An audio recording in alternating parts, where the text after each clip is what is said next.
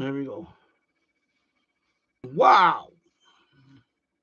Let me put the light like this. Kind of like offset right there somewhere like that, because I don't want too much light in my face today. And I'm gonna move this thing over here like that for today. Okay. I look like a freaking owl right now. All right, my goal. Set a timer. I'm gonna put it for, I don't know. I'll put it for 3 hours.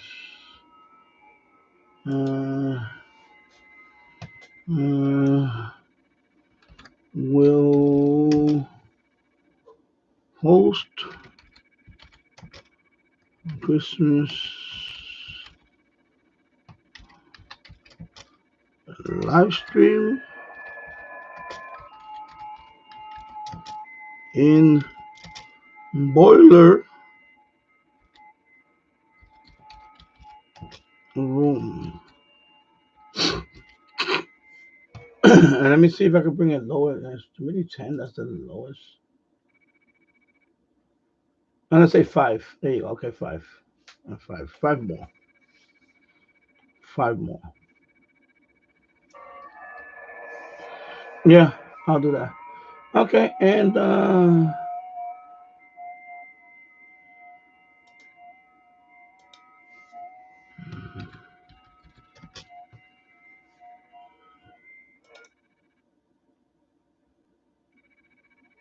start that goal. Start that goal. Start that goal. You start that goal, baby. We'll start that goal. Oh, Iran is gone, baby. Oh, Iran #1. Nah, I'm just kidding. That was the Iron Sheik. He used to say that. Iran #1. There you go. Sponsored by Kosovo. Let me get Kosovo. Bing bing. Come on. There you go.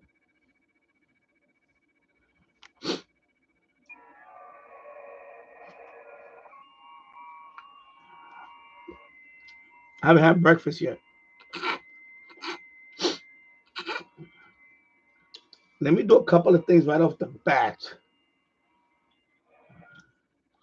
Good morning, Tasso. I hope you're doing well, my friend. I hope you're having a good weekend.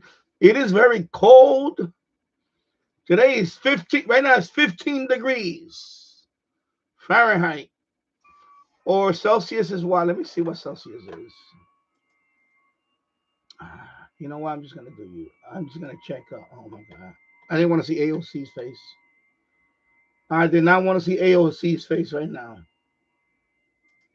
Let me go right here. I just left a snappy comment on somebody's. I did not want to see AOC's face. Let me see. Let me convert that 15 to Celsius. That's what? -9 Celsius. So -9 degrees Celsius right now, or 15 degrees Fahrenheit. It is cold today. My room is this room is cold. Even though I took the AC out the window, there's a gap. I had to seal that. It's a little chilly in here. My basement is 67 degrees right now. My basement.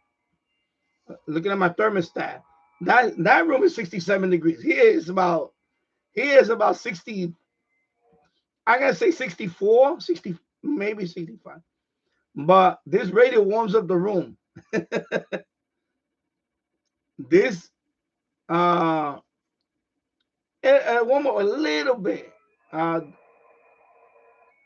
mean, it'll keep the radios cool though. That's the thing about it. That's a good thing about it. So right now it's like running the air conditioner in here. That's why I got the sweater on. You know, I got a t-shirt under here, but I put the sweater on because in this room it's a little chilly. Not chilly, it's just cool. because my power supply gets warm. It gets a little warm, but right now that it's cool in here, it's good. In the summertime, I run the fan here. Just so I know it doesn't. I mean, it stays pretty cool. I mean, it doesn't get really hot, but I notice it will warm up a little bit in here, just a little bit. Now if I had the Hollycrafter radio in here, the SX25, that thing warms up the area. That old tube radio, that thing will warm up this place. Or if I was running the servers, oh my, this will warm up the room. Maybe I should fire this up to warm up the room.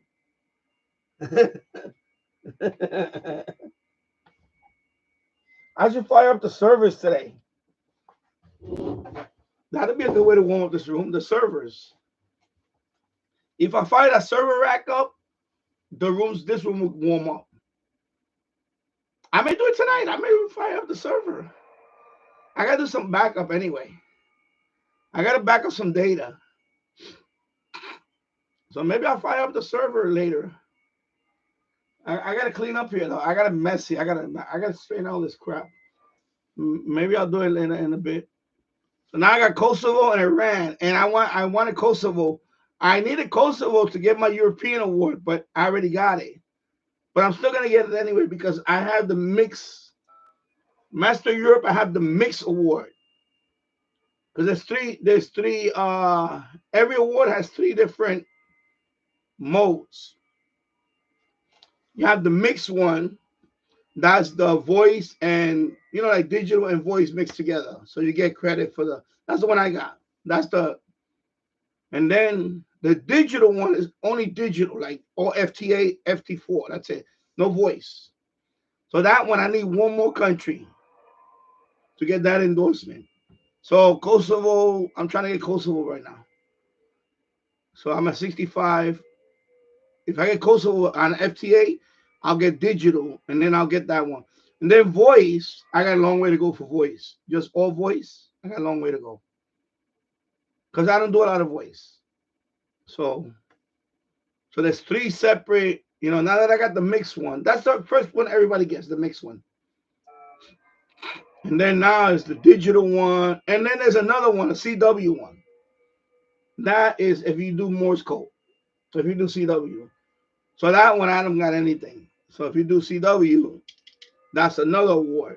If you do like all European countries CW, I don't think I'm ever going to get that one. Unless I start practicing and all that right now. But I'm not going to get that one. That one is very... First of all, CW is, just to get CW. But anyway, I don't want to say never, never, never, but you know what I mean. Because CW now you're talking about not only you're learning CW. My nose is itching. When my nose feels like it's up because I was blowing my nose when I woke up. Sorry, I need to talk about it, but when you wake up stuffy. You have to blow your nose. Now it's clear. Oh my God, it's clear, but I feel like the air is rushing and it's burning my nose. Oh my God, sorry. Only this channel you hear stuff like this. Yeah, it's cold today. The only thing I have to watch out for is this pipe right here. It's right near the wall. Yeah, I'm cutting raw. I have a faucet that goes outside for the water hose, but in here I shut it off. I shut it off months ago. A few months ago, I shut it off from inside. There's a valve in here. I shut off the water, so the water is I shut off in here. However, though, this room.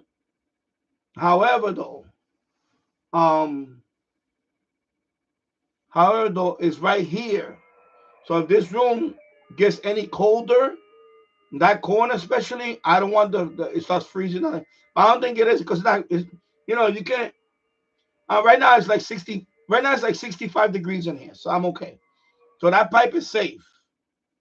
That's the only pipe I worry about is that pipe right here. It's behind that. You see where that opening is at right here? There's a door that used to go there. It's on the floor now, the door. It just comes off. And in there I go and I open the valve if I want to use the water to go outside. So right now that valve is off. So the water stops right here. You know, when it's going up the pipe, it's right there, the valve. There's a valve right here. There's a valve right here, but this pipe is in here. It's right near the wall, and that's the pipe that I got to worry about. But so not right now, but later on, I'll probably fire up the server, or I'll put a little space heater for a couple of hours just to keep the room, because I got to watch that pipe. Because that pipe, if it gets frozen, you know, obviously, you know what can happen, right? When it thaws, then I got water leak here. You know, so right now it's safe right now. Plus, yeah, it's safe. I believe I had colder days here. I had a lot of colder days here. So right now it's 15 degrees, but I had, you know, we have below 0 days here, and that thing held up. That's the only thing I could think about that I might be worried about. Not worried, but got to keep an eye on. I do have some foam, but I can't reach all the way down there and put the foam. I don't, you know, but there's insulation in there too, by the way. On this, and behind that wall, there is some fiberglass insulation. And that's all. Behind this wall, there's fiberglass insulation. You know, so at least they thought about that when they finished this basement. There is fiberglass insulation. So right now, I'm okay. I just gotta wear the sweater. It's a little, it's like 60. In this room, it's like 64, 65 maybe. I don't have a thermometer that I can, you know, in this room. So right now, I'm trying to make contact with Kosovo. Just because, you know, Master Europe for digital. That's the only reason why I'm trying to get Kosovo. Good morning, N2COD, November 2, Charlie, Oscar Delta. 9 degrees Fahrenheit here in Western New York. I have a Helicopters HQ150 boat anchor. Yeah, I was just talking about that boat anchor. I have an SX25. And if I was to bring that down here, it'll warm up this room. Yeah. So boat anchor tube receiver to warm up the shack. Exactly. That's what I'm thinking. I'm thinking about bringing the SX25, put it right there and fire it up. But not today. I don't want to bring that thing. That thing is, first of all, it's all the way, it's upstairs on the second floor. It weighs quite a bit. And no, I'm gonna fire up my servers later. My server rack. My server rack. I'm gonna fire it later. You know. Yeah, I was just gonna talk about that. Yeah, that's a really dumb thing to post. That guy. I don't know what's wrong with that. You know, like you said, humbug. I'm gonna read the comment. We're gonna talk about it. I just comment on it like right before I came on the live stream. I said I'm gonna come on and talk about this stuff. It just make no sense.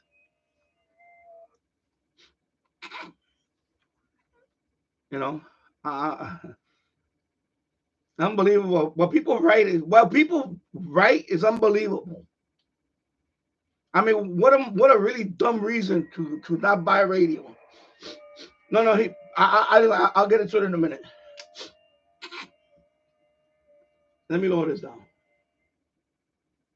Yeah, so I'm probably gonna run the service tonight. My servers are gonna run them tonight. I'm over here. My server rack right there. Because I wanna yeah, I'm at 4980 now. 4,980. I'm 20 away from 5,000 subs. 20 away. I hit 4980 last night. So I'm knocking on the door. I'm knocking on the door at 5K.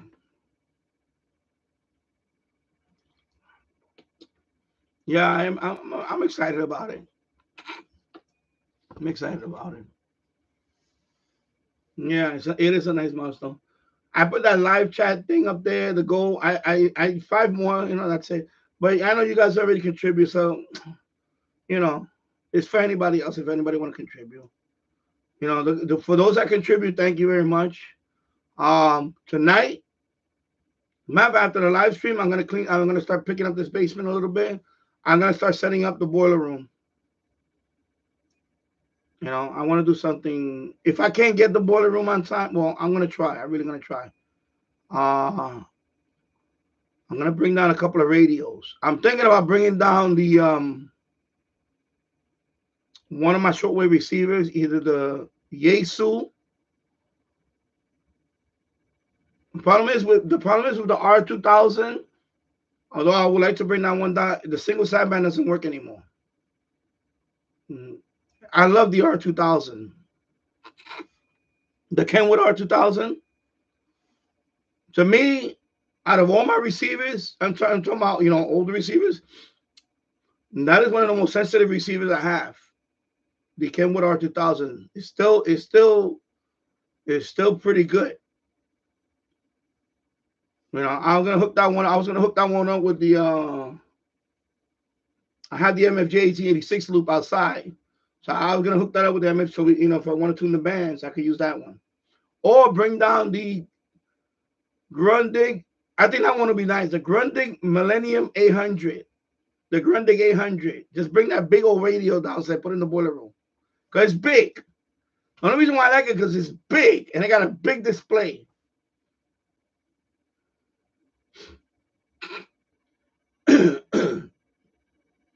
Yeah, I think I saw a couple of boards. I didn't look through all of them yet because I didn't go all the way far down to like what you maybe posted 3 weeks ago, something like that.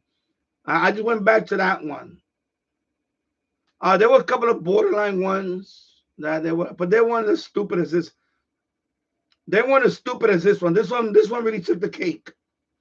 This one really deserves he deserves the attention we're gonna give him today.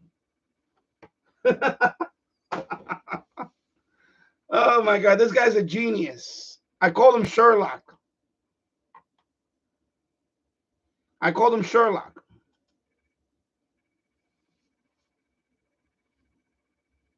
Yeah. I'm just waiting for Kosovo. Yeah, no, if you block them, the comment goes away. So if you block them, I'm not going to be able to see that comment because it's once you block them, it disappears.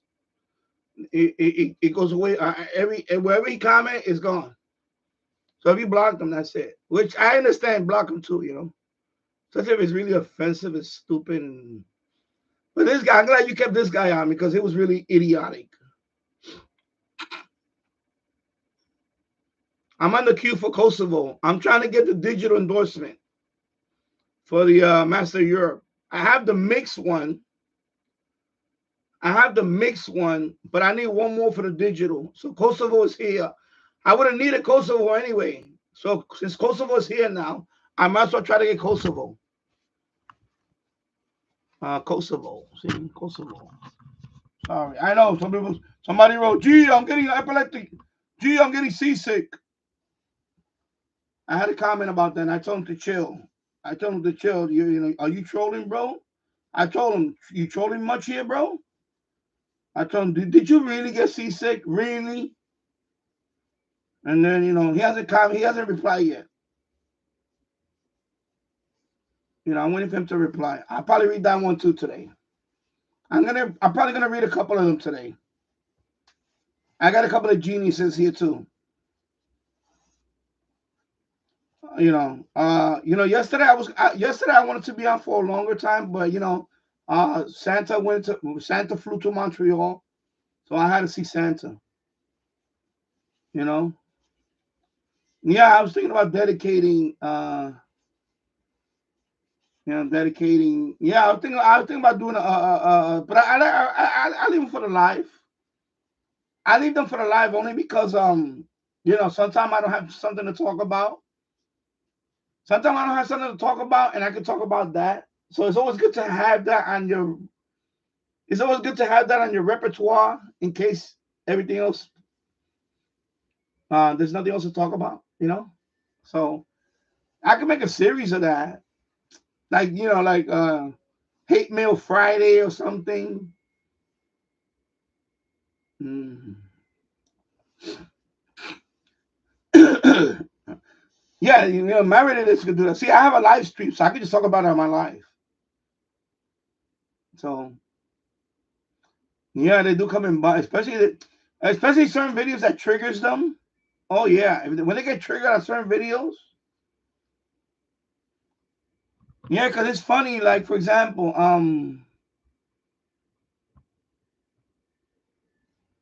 yeah, well the vertical ones you're gonna get, yeah, Tassa, but the vertical ones you're gonna get the people that are non-radio, the non-radio people. That's why, yeah, the vertical ones. When you do vertical, you're getting everybody on the shorts.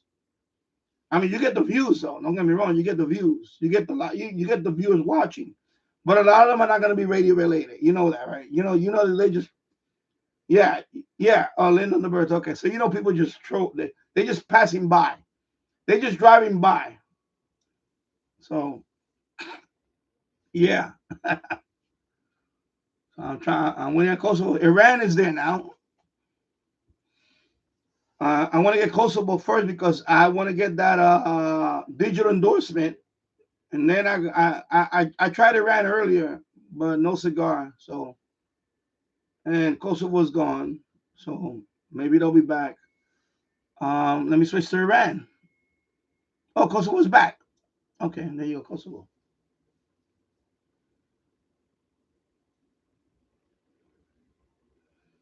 Yeah, I know. Yeah, people troll. You know, people troll is because they try to get your reaction. You know, a lot of it is that, right? Somebody they'll say, you know, people say something, especially on a live stream. You know, people just say that because they want to be noticed. That's what it is.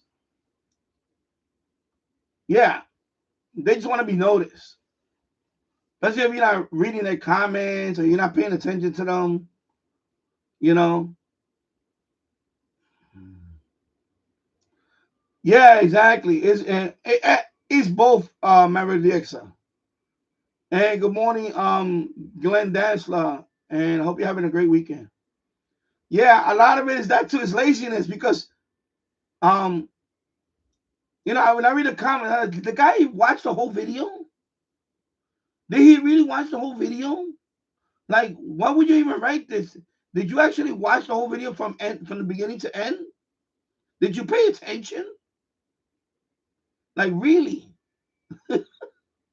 I mean, seriously.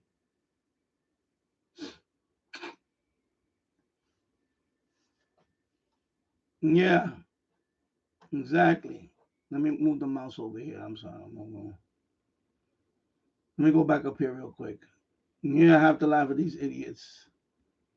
Yeah, my radio says I blocked the club with testing my page. No, if they write something really stupid and you don't want to, you know, and normally I don't engage with them. I don't mind engaging with other people in other channels because I just want to point them out that they're dumb.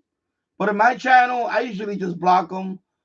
But once in a while, if it's borderline, if it's stupid but not offensive, sometimes I'll reply something snappy, and then I'll leave it on just so you can see it, and other people could chime in if they want. Sometimes I even pin it. Sometimes I even pin the comment and I put out like, "Here you go, people. Here's a pinata. You know, take a whack at it. You know, that type of thing." So yeah, so I went through that. Okay, so let me. I just want to go down to. I didn't want to miss anything in the stream. Uh, yeah. So Mary Dick said, yeah. Also, some comments saying that people don't listen to my video. If it's not attention deficit, it's laziness and stupidity. Yeah, I'm telling you because when I see somebody here, I'm like, did they watch the video? Like, like the guy that posted the other day about me moving the camera a lot. You know, I'm like, bro, I didn't, like I've done worse videos that I actually moved the camera a little too much than that video. And that video is 6 years old.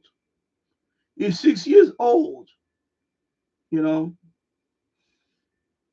But I'm glad they're finding my old videos. That's the good thing about it. They actually found my old video. And that one was the hula hoop loop. The hula hoop loop. All right, at this point, I'm going to minimize that. Well, at this point, I'm going to open up the other one, and we're going to go look at that comment. So let me go do a couple of things here. First of all, let me open up this.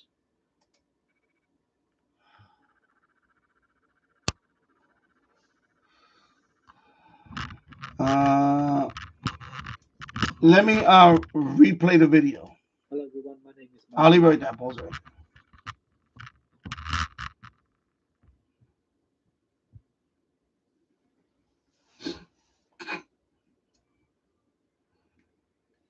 So it's my rated access video. It's DMR versus C4FM. My verdict, overview, and questions after a month of use. Of course, this is his take on it. You know, people gotta understand that this is Mad Radio DX's take on it. So it's not what he's saying is applies to everybody. It's his take on it. Remember that, people. When you watch these videos, and right there in the title says it all. My verdict, overall, and questions after a month of use. So you got to think about that. It's his take on it. He's not saying that, you know, the absolute is his take on it. So, of course, Param DXer, he's always a nice... Param DXer, he's a cool guy. He's always... I like Param DXer. If you're not subscribed to Param DXer, subscribe to his channel. He has a... He does a lot of FM DXing, medium wave DXing. He's from Malta, right? My radio DXing is from Malta. I believe it's from Malta. The island of Malta. Or, yeah, Malta. Yeah, Malta. Okay. So, Byron DXA, he's always a nice guy. He's very supportive. He always leaves some, you know, great comments on his channel. On Mary DX. He leaves comments on my channel, too, every so often. But, yeah, he's a, you know, check out his channel. Of course, SW Radio 36, he's from Russia. He's a cool guy, too.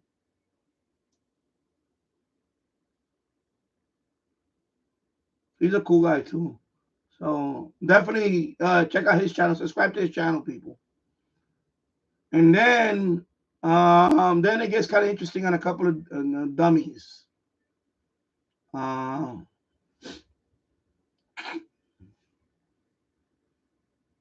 that one is I don't that one of them. Of course, this one, your OCO 11 in DMR TG91 should be used for short contact to coordinate moving to another group for longer conversation or to agree on a private call, not to hang out for minutes at a time chatting. Wrong. First of all, Talk Group 91, the only reason why people go to Talk Group 91 for the majority of us is because there's anybody talking at all. Okay? Talk Group 91 is basically like any other chat room. When you go into a chat room, for example, I remember when even the internet chat room, for example, I remember AOL. Remember when you go on AOL, you see all these chat rooms, and you go to the chat. Naturally, you're gonna go to the chat room where everybody's at. Otherwise, you're gonna be looking at you're gonna be listening to the wind blowing and tumbleweeds. So it's not to coordinate or to make sure. Yeah, I get the short contact part, dude. So I mean, his comment is not that bad, but he kind of goes on to it needs to be coordinated. No, it doesn't. I've been on Talk Group 91 many times. I kept it as short as possible. Now, of course, there's times that it is a little slow, Talk Group 91, and depending on the conversation I'm having, yeah, I'll talk for a little bit longer. But me, in practice, myself, I try to keep it at the minimum out of respect to the group. That is me. Now, of course, there's other people in there that do they go on and on and on? Yeah, they do. And that's just the nature of the beast. It's just that Talk Group 91 is very busy. And I'll talk about that later because I checked out another DMR network, which I thought was going to be the Brandmeister killer. And it turned out to be another dead DMR. And that's TGIF network. Because I hear people talking, oh, I'm on TGIF network. Well, I've been there. And it's dead. I even went to the most popular groups on TGIF network. And I was going to talk about that yesterday, but Maverick DX, I had to leave. So I'm going to talk about it now for quickly. So Maverick DX, sir, TGIF network, don't even bother. Don't even bother. Don't even bother. Another dead network. And the next one I'm going to try probably is the free DMR one. You know, when you go to DMR Master on your Pi Star, right? For example, right now, of course, I selected BM. Is it 3201 or something like that? Brandmeister. That's the DMR Master. There are other DMR Masters out there, like TGIF. But I went to TGIF. I mean, there's people talking in there. I like some. I'll talk about it maybe later on. There is some nice things about it that I like. They do have like a hose line. They do have a hose line type thing on their website where you can actually see people talking and you can hear them. And that's nice to see. Well, I don't know about hearing them. I never tried hearing them. But I could see them. And I could just go into that room. Like there was one room that had like 4 people in there. And I could visually see that there's 4 people in there talking. And I went in that room and right away I heard people talking. And because they were talking in Japanese. So I don't think they were going to understand me. And, you know, but it seems like it's not. Basically, what I'm going to say is the Brandmeister network is the most popular DMR network, hands down. Period. Believe me, I'm exploring all of them for an alternative. And the alternative is, the only alternative is C4FM. That's it. That's the only, not even any DMR network. The only alternative is C4FM. Because we're already at the point now that when you get a new DMR radio, everybody's gonna flock to Talk Group 91 on Brandmeister network. That's what we've all been conditioned to do. You know, that is why you go to every video, and every 99% of all videos tell you, oh, I'm gonna connect to the Brandmeister network and I'm gonna be on Talk Group 91. Because that's where you want to get heard. Otherwise, you're gonna hear crickets. You're gonna hear crickets. You're gonna hear crickets. And I'm putting that to the test. I'm going through all these different DMR networks, and I'm telling you right now, TGIF, another cricket network. Okay, there's not much going on there. So this guy, when he wrote about it, used to be that's when in DMR. See, he's trying to be a smart ass. In DMR, it should be short for short. We already know that, bro. So I'm not gonna rag on him because he makes his points. And then of course you replied. And then this guy, there are a ton of operators who camp out on 91. That is true. That is true. There are a ton of operators that camp out on 91 calling CQ repeatedly. And I can name you a whole bunch of them, including the Indian ones. A few Indian operators. And now, before I rag on about that. Here's the deal with that, about the Indian operators. And I'll tell you something. And I'm not offending them. I'm not offending them. For what I've been told, this is what I've been told. The ones that operate from India, that's their only repeater. In it could be in a village. And that is the only repeater they have. So I don't rag on them. I don't rag on them about that. If that's the only way they can get their CQ and their contact, then so be it. Because see, over here, we're spoiled. Over here, we're spoiled. I have repeaters all over the place. I have every mode. I have Echo Link. We have Echo Link repeaters. We have C4FM repeaters. We have YSX repeaters because there's YSX. There's C4FM without YSX. I saw repeaters that were listed just C4FM. I saw some that had YSX. So I was like, okay. We have repeaters, of course, with DMR repeaters. And then I'm trying to think there's another, and we have D-Star repeaters. We have repeaters with D-Star or All-Star. That's another one that I see. All-Star. I need to look into that All-Star network thing. But we have a lot of different repeaters. We have a lot. And of course, you got the all FM repeaters and all that. So, yeah. And so that's what I'm getting at. That when you see some that hang out there just calling out CQs all the time, is because one, they have no other option. They have no other option. Like I'm trying to explain about the Indian operators, because I've been told that. I've been told that on another chat, and this guy is a good guy. I trust this guy. His name is Greg. His name is Greg, K6EGG. Kilo 6 Echo Golf. I watch his live streams. I haven't been on his live stream recently, but sometimes I hang out in his live stream. I'll be hanging on his live stream and leaving. I actually spoke to him a couple of times. We made contacts too. So Kilo 6 Echo Golf.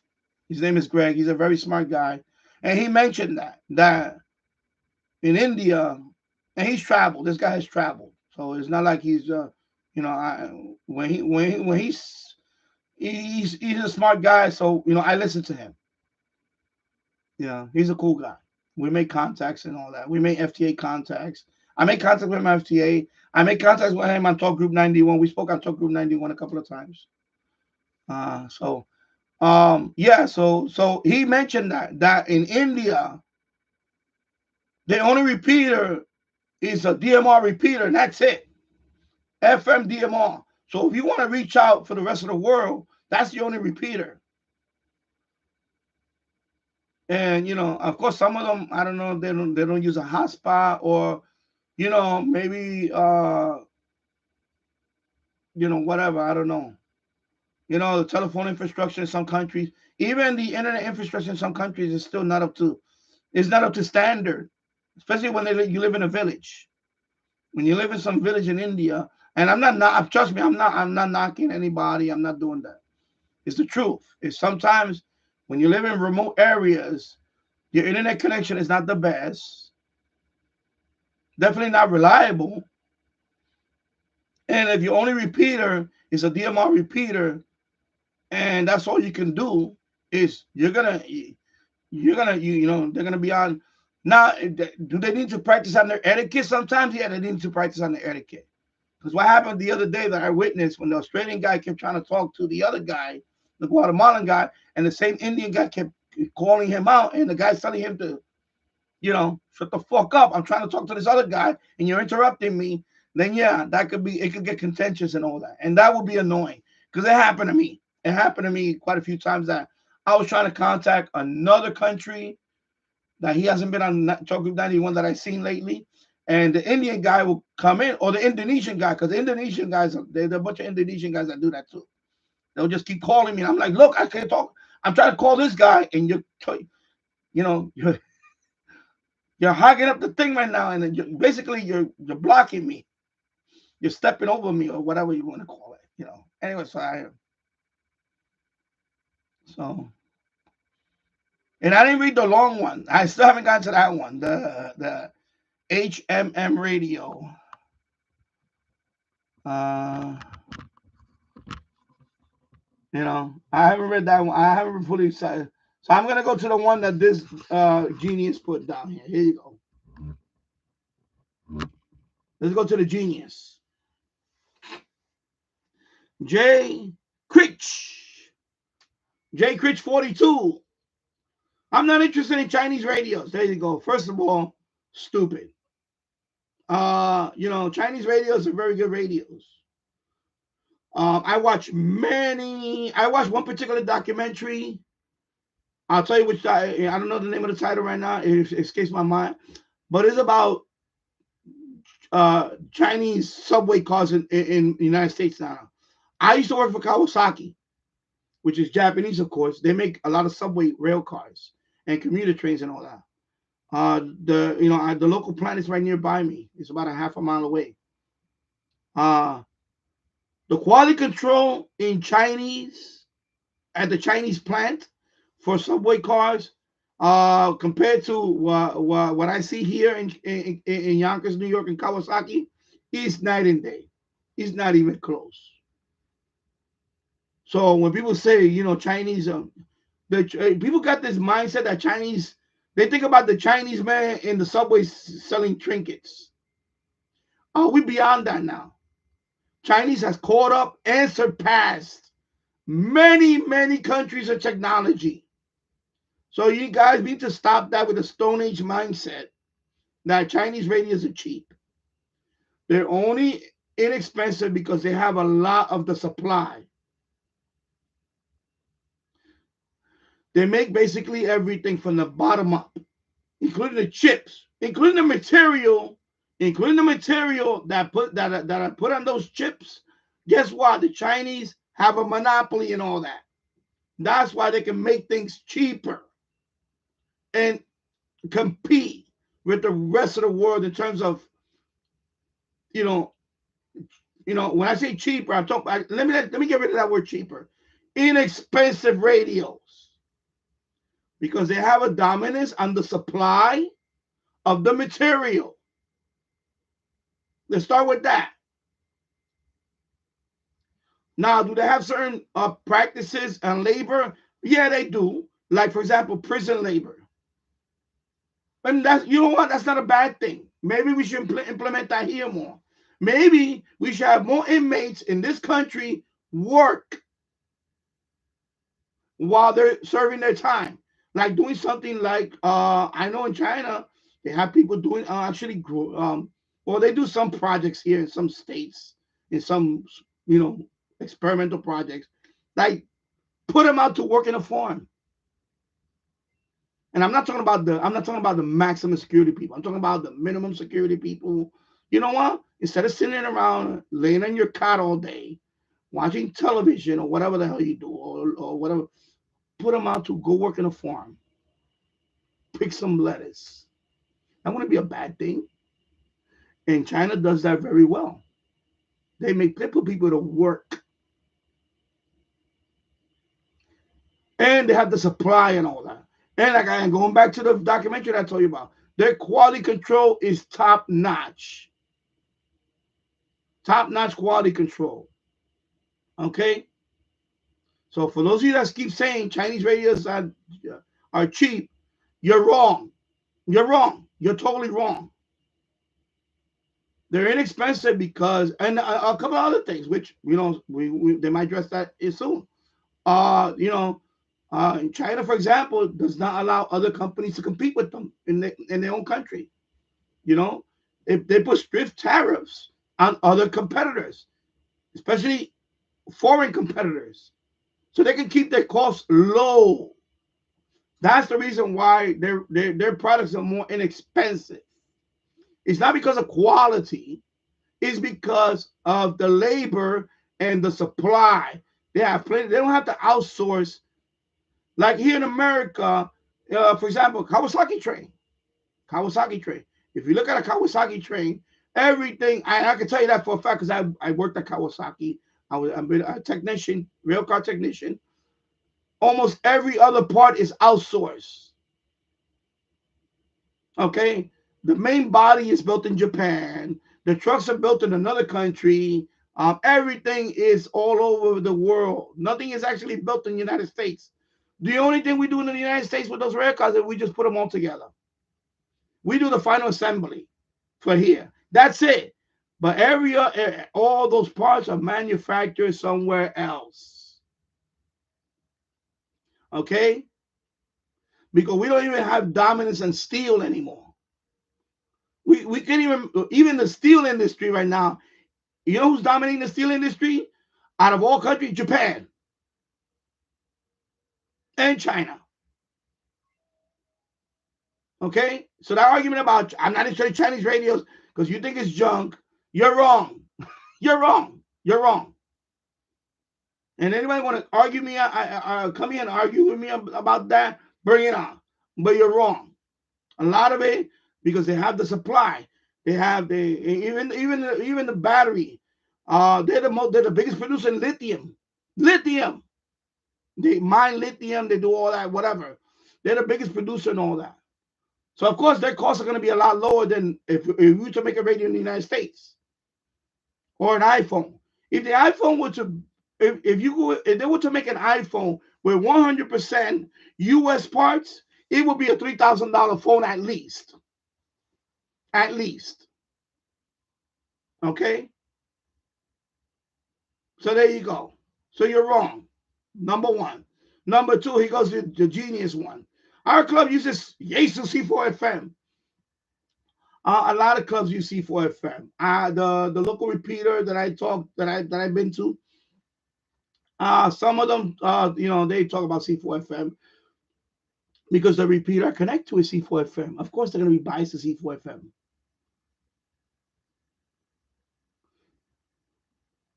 And then he goes on to the next stupid thing. Internet communication and hotspots. It's not radio.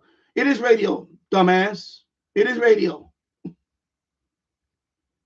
Your iPhone, your smartphone is a radio. It's a radio. It sends out a signal and it communicates with a tower, with a 5G tower or with a 5G network. So your phone is a radio. It's just you don't need to press a PTT button to talk. It is what they call a full duplex radio. For those of you that don't know what simplex is or duplex, a duplex system, and I know that from computer technology way back when I took computer science. Duplex is you can talk and receive at the same time. Okay? So your phone is a full duplex radio. There you go. All right? So you're wrong on that one. And internet communication, yeah, it happens to be because in the last 35 plus years, the internet has been about. Yeah, of course. We are blessed with another new technology. It's called the internet. Although it's been around for over 50 years. Close to 60 years now. Since DARPANET. The internet's been around. But for public, for the rest of us, peasants, the internet really came about around 1991, 92. With the advent of the World Wide Web. The World Wide Web. About 92. Or 93. I don't remember exactly what year. All right, anyway. So you're going to use the best technology possible to reach across continents. And that is the best mode that we have right now. It's the internet. So he's wrong on that. This guy's just stuck in the Stone Age. And then he goes on, this is why I hate clubs. Buy and use what local club uses. This is why I don't join clubs, because I don't want to be around people like this.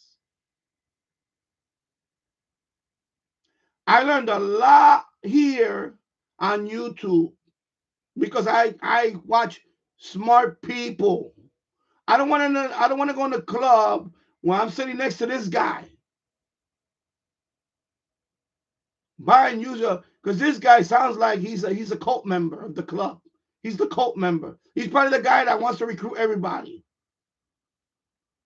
He's the guy that comes out with a tin can, and the guy that brown noses everybody else. Probably brown noses the founders of the club. Everybody needs to donate, donate, donate, donate, donate. Oh yeah, yeah, yeah. No, I don't want to go to a club and support beggars and gatekeepers. There you go. Thank you, gatekeepers. And he's probably that guy too. He's the guy that hangs out all day at the repeater, trying to correct people. He's a gatekeeper. Exactly. Thank you again for that. Gatekeeper. That's the word I wanted. Gatekeeper. So buy and use what your local club uses. This is why I don't go to local clubs. This is why I don't care about. I've been invited to so many of them. Oh, we have a club. We got to get together here in this park in Yonkers. Oh, come by. We have refreshments. First of all, me, I don't. This is why I watch crime. I watch a lot of crime shows. I normally don't eat if I don't know who you are. If I don't know who you are from a hole in the wall, anything you serve me, I don't trust. Unless I go to a restaurant, I don't like to go to picnics, and I don't know anybody there. And yeah. Because first of all, I don't. I'm very picky about eating people's food in general. So that's not gonna hook me in. So when you say we have food and refreshments, I'm not homeless. So not to make fun of them, I'm just saying I'm not a homeless. So when they try to bring that hook in. Oh, we have food and refreshments. I don't care. I don't care. I don't care for that. But when I see comments like this is why I don't join clubs, because you got all levels of stupidity. Now I'm not going to say expertise. In this case, it's stupidity, and this is the most. This is the lowest level of stupidity you're seeing right here. So when he mentions our club uses C4FM, and then he's bashing his own club about that. Internet communication and hotspots is not radio. So he's saying that the repeater is radio, but not your hotspot. Wrong. It's the same thing. It's just a repeater. It's just exactly that. It's a repeater. Just you connect to it, and then the repeater, what it does, it takes your analog signal and it converts it to a digital signal, and it sends it through the internet. Your hotspot is doing the same thing, except your hotspot is a lot smaller. Your hotspot can only probably handle a couple of watts, and that's it. Your repeater can probably handle a few hundred or whatever the I don't know. Usually it's a rack mounted box or something, whatever. But it's the same thing in theory. So he just makes no sense on that one. When he's bragging about his club using C4FM. And then I go back to the other one. Buy and use what your local club uses. No, I shouldn't have to buy and use what my local club uses. I was one of the first people to even talk about the G90. That I was thinking about buying that radio for a long time. And until and a lot of people weren't crazy about it. Even the bigger, here we go, the bigger ham channels. The only guy that really, really used the G90 a lot, he uses it all the time, is Coastal Waves and Wires. Walt K4OGO. He used it, he put a whole, he put up an antenna in the beach, at the shore in the sand, and he made contact all over the world on 20 watts. And that's what I said. I like that radio. For the price he's doing what I wouldn't mind doing. I don't want to. I really didn't want a 100-watt radio. To be honest, I didn't want a 100-watt radio. So it's because of him I bought that Yaesu. Oh, my wife bought it for me for Christmas. But that's the radio that I wanted because of him. And that's not a Yaesu. That's not an ICOM. That's not a high-end brand. That is a Zygu G90. And now, you know what? That is probably the one. That is probably the top-selling radio right now for HF. For entry-level HF or low-power HF, like a QRP radio, I think the D90 is probably the most. It's probably one of the most successful radios of all time. My opinion. Then he goes on to support your local club and their repeaters. No, again, most people put on their repeaters. And I know in Yonkers, some repeaters here are subsidized because they are emergency. So they're not paying out their pocket for the repeater.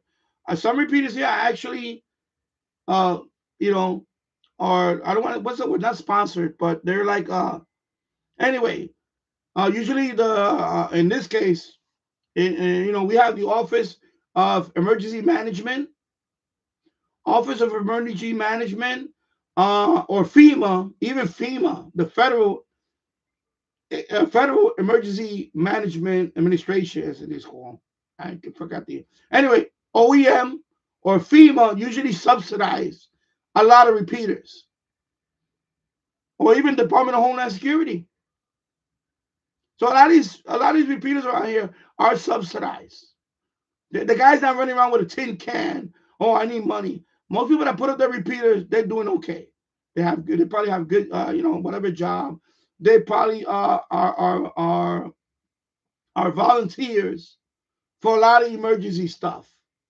Trust me. When I took my test for the technician one, there was one guy there. He was one of the VCs. He actually runs the repeater, one of the repeaters here local. Because the guy told me, oh, this guy's the one that he owns this repeater, and I'm like, okay, well, good to know. So and they're doing fine.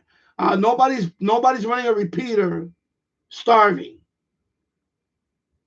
Okay, because I know how much a repeater is. It's not cheap, and then you have to apply for a license for a repeater. I know here in the United States, and when you put up a repeater, there is a license to go with that. You have to get a license. That repeater needs a license, and then there's certain things on that repeater that, obviously there's so it's not. It basically it's like I don't want to say it's a full-time job. So people that do it is because they're dedicated to doing it. Okay. So when he says pay your club dues to support the repeaters, that is a stupid statement. Okay, nobody sets up a club because they set up a repeater. Okay, so that's stupid. So of course, my radio said commenting on it. Yeah, C4FM uses the internet, right? Of course, he didn't have to come back for that one. And then of course, let me put it right here. Of course, it's my comment. Not everyone can. Again, his argument was a valid one, Married to the XL. Like in my case, when I bought my first Baofeng DMR radio, it's because it's the most affordable radio to get into. I first got into DMR because I wanted to learn about the mode. So anytime you're gonna start in a new hobby, any new hobby, even if you're doing 3D printing, right? 3D printing, for example. I'm thinking about doing 3D printing. I don't have a 3D printer, but I know if I want to do 3D printing, I'm going to start out with something entry level. Entry level. That means just to get started. And then later on, if I like the 3D printing aspect of it, I'll buy a more expensive printer. We all do that with every hobby. We start out with an entry level thing just to learn and maybe to see if the hobby is for you. So in my case, it was the Baofeng DR1801, which I made a mistake buying that when I should have bought the 1701 from the beginning. But I didn't know. You see, I didn't know. I learned. I learned from Married to the XL and YouTube. I have the 1801 still. I'm not gonna sell it. I'll use that for backup radio. But, you know, I started on DMR. And then later on, when I decided to buy a rig, when I bought my Yaesu, then I bought a Yaesu because it had VHF, UHF, and because it had C4FM, and that's the compelling reason to try C4FM, because my Yaesu already has it. You see what I'm saying? So not everybody starts out. Not everybody starts out with 1,000 watts or 100-watt radio. When I started out with it, I started out with a simple Zygo G90, 20 watts. Okay, and that was under $400 radio. And then I finally took it a step up, and I bought my Yaesu 991A, and this is running 100 watts now. You see what I'm saying? But it's a big jump in price. My Yaesu is $1,200. The G90 was $400. It's a big price point. So you're always gonna start out with something that you can afford first. So the idiot doesn't get it. He's just stupid. He's just plain stupid. So I wrote there, not everyone can afford to buy Yaesu if they want to try out the mode Sherlock. And by the way, this is why I don't join clubs, because of idiots like you. That is the most stupidest reason to buy radio, because of a club. Most repeaters are bought and paid for. They are. And by the way, some of them are subsidized. Some of them are subsidized. I know, like I said, over here in Yonkers, OEM probably subsidized some of them. You know, they are part of the, they do coordinate. I know over here they do have, they do coordinate, like, for example, every month they do some kind of thing. So they are coordinated with the local law enforcement. In fact, many law enforcement, and I'm talking about, I shouldn't say law enforcement, many first responders, firefighters, and all that, there is a coordination with them. I know they do that here in Yonkers. So I'm sure they are subsidized by Office of Emergency Management and so on. Okay? So let's not kid ourselves. The people that put up repeaters are not broke. They're not holding out a tin can and asking for money. So this guy's a fucking idiot. I'm sorry. There goes my PG rating went out the window. PG rating just went out the window. So there, and I wrote right there, they are now holding out a tin cup asking to pay for their own repeaters. And I put a laughing face. So there you go. Jesus Christ, what a dummy. Idiot.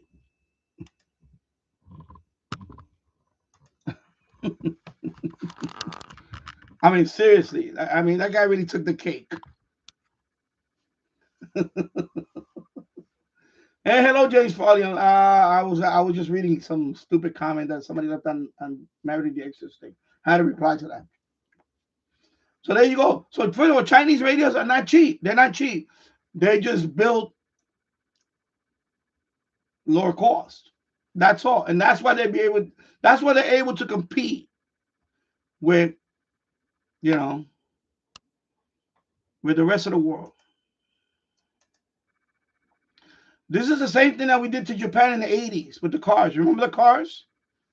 Remember with the automobile? Same thing. Japanese are taking over the whole thing. These Japanese. But they were building it cheaper at the time than American cars. And people started buying more Japanese cars. The quality control was better. You know, yeah, you know, be honest, you can't compete with somebody that's going to work 50 hours a week. American here probably works 37.5. What is it? It's not even a 40-hour work week now. It's like 37.5 or something. It's like 37 hours. Something like 37 hours or whatever. 37.5, whatever it is. So you're not even doing 40 hours because, you got to take lunch and all that.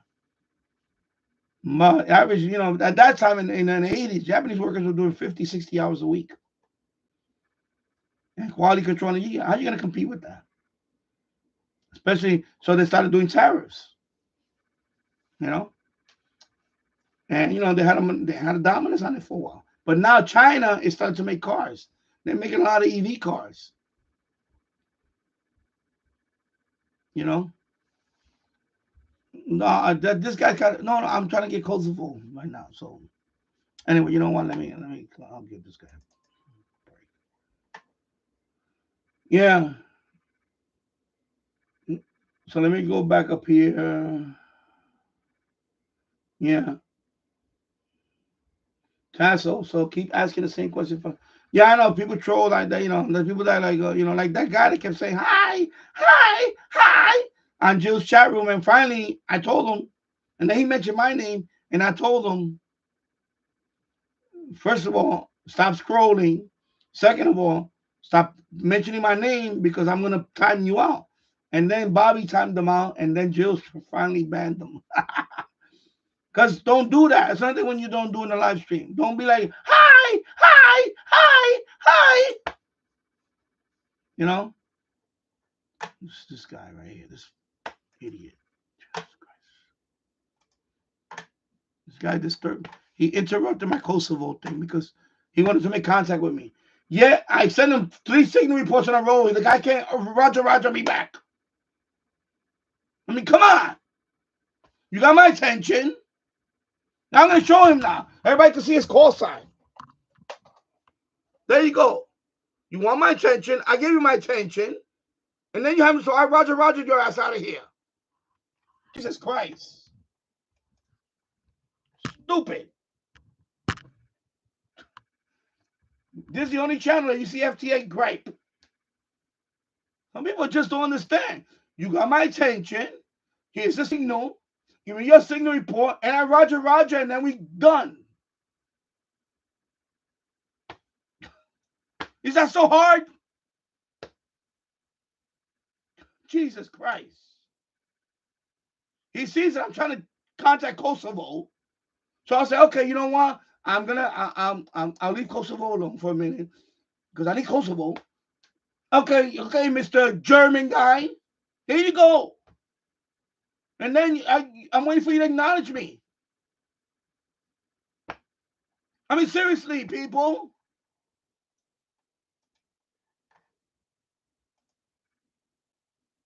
Seriously. Oh, hello, Kevin O'Reilly. I hope you're doing well, my friend. Merry Christmas to you. Happy New Year. Good to see you here on my channel. I was watching your video last night. I really enjoyed that video. I didn't leave a comment. I'm going to leave it on later. I like the fact that SDR console, I didn't know about that stuff. I thought about it. I like the, you can go to a remote SDR and record the IQ. For example, like if I want to hear the medium wave band, for example, and the guy that you was listening to, right? The guy I forgot it was Germany or something. Anyway, the guy that you was listening to, it'd be interesting to listen to this medium wave band. I record the IQ, play it back here, and see, and you can do that. I like that. I never thought about that, and I'm glad that you made that video because now I'm gonna look into that. Connecting to a remote server, but doing IQ recording, like I know you demonstrated the shortwave band, a 1 megahertz slice of the shortwave band. I like that, but I was thinking about medium wave band. Like go check out, like for example, even in another city, maybe here in the States, there's another remote, in the States, I can listen to his medium wave band, record the IQ, play back here, and see what I can hear. It's like obviously like the same thing like the Kiwi SDR, but recording the IQ. That was great. And I was watching the video and I was like, wow, that's so cool. And I didn't leave a comment. I have to leave a comment. I'm gonna leave a comment on your thing. I have to leave a comment. But that was a great video. I really enjoyed that video. I was watching it last night. I took my time watching it because it's kind of a little long. So I had to pause it, get something to drink, and then come back in. But I like that, and I'm gonna use that video as reference because I'm gonna try that here now. So that video is gonna be reference for me to in case I forget anything. But I like the fact that you can do record the IQ from a remote SDR. And of course, that's only SDR console, people. It's not QSDR. He demonstrated that in QSDR you can't do that. You only could do that with SDR console. So you don't have to have an SDR, by the way, like Tasso. You don't need an SDR. You just open up SDR console, and there's an area where you can listen to. There's people that actually have SDR consoles with the SDR hooked up as a server. I could do that here too. I could set up my SDR my SDR and serve it to everybody through SDR console. The only thing my SDR console is one user at a time. It's not. Yeah, you can only. I know you demonstrated that. And yeah, so you can do that with the Kiwi SDR. You can record the audio only. So what he was demonstrating is you could do the IQ, which is better. The IQ, you can actually tune the whole spectrum, the whole 1 megahertz up to 1 megahertz. Of course, like he said, depending on your connection, the connection to the server and all that, there's a few factors. But definitely it's something I'm going to look into because I really want to try that on medium wave. I want to try to connect to, for example, all around the world, and I want to hear the medium wave band in my time. I want to listen to it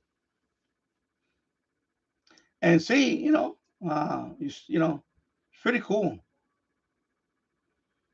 I like that. I like that. And it never occurred to me to do that. It never really occurred because I never used that. I never used that. I never used that function to remotely connect to remote SDRs on SDR console. So now that you made that video, I may do a follow up. I may talk about it on my live stream. Maybe I'll demonstrate on my live stream if when I. But yeah, I really enjoy that. And yeah, you have a great channel. For those of Kevin O'Reilly, he has a great channel. So check out his channel. I know you're close to 4,000 subs now. I think I checked you was at about 3,800 and something.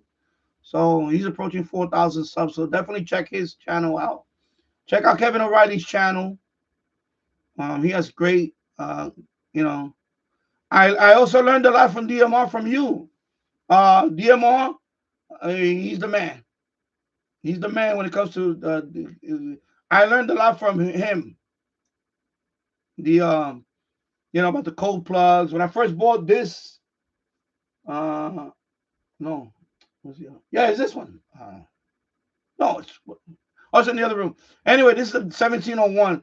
But when I bought my 1801, that was my first DMR radio. He was the first one to comment that it's gonna be a learning curve to it, and he was right. There is a learning curve to it, but thanks to his videos, I learned a lot. I learned a lot in his videos. I learned a lot about programming. I not only this radio or any radio, all the Baofengs and all. He's the man. He's the man when it comes to the Baofeng, all these handheld programming on it. He's the man. And yeah, of course, this one I have the Open GD77.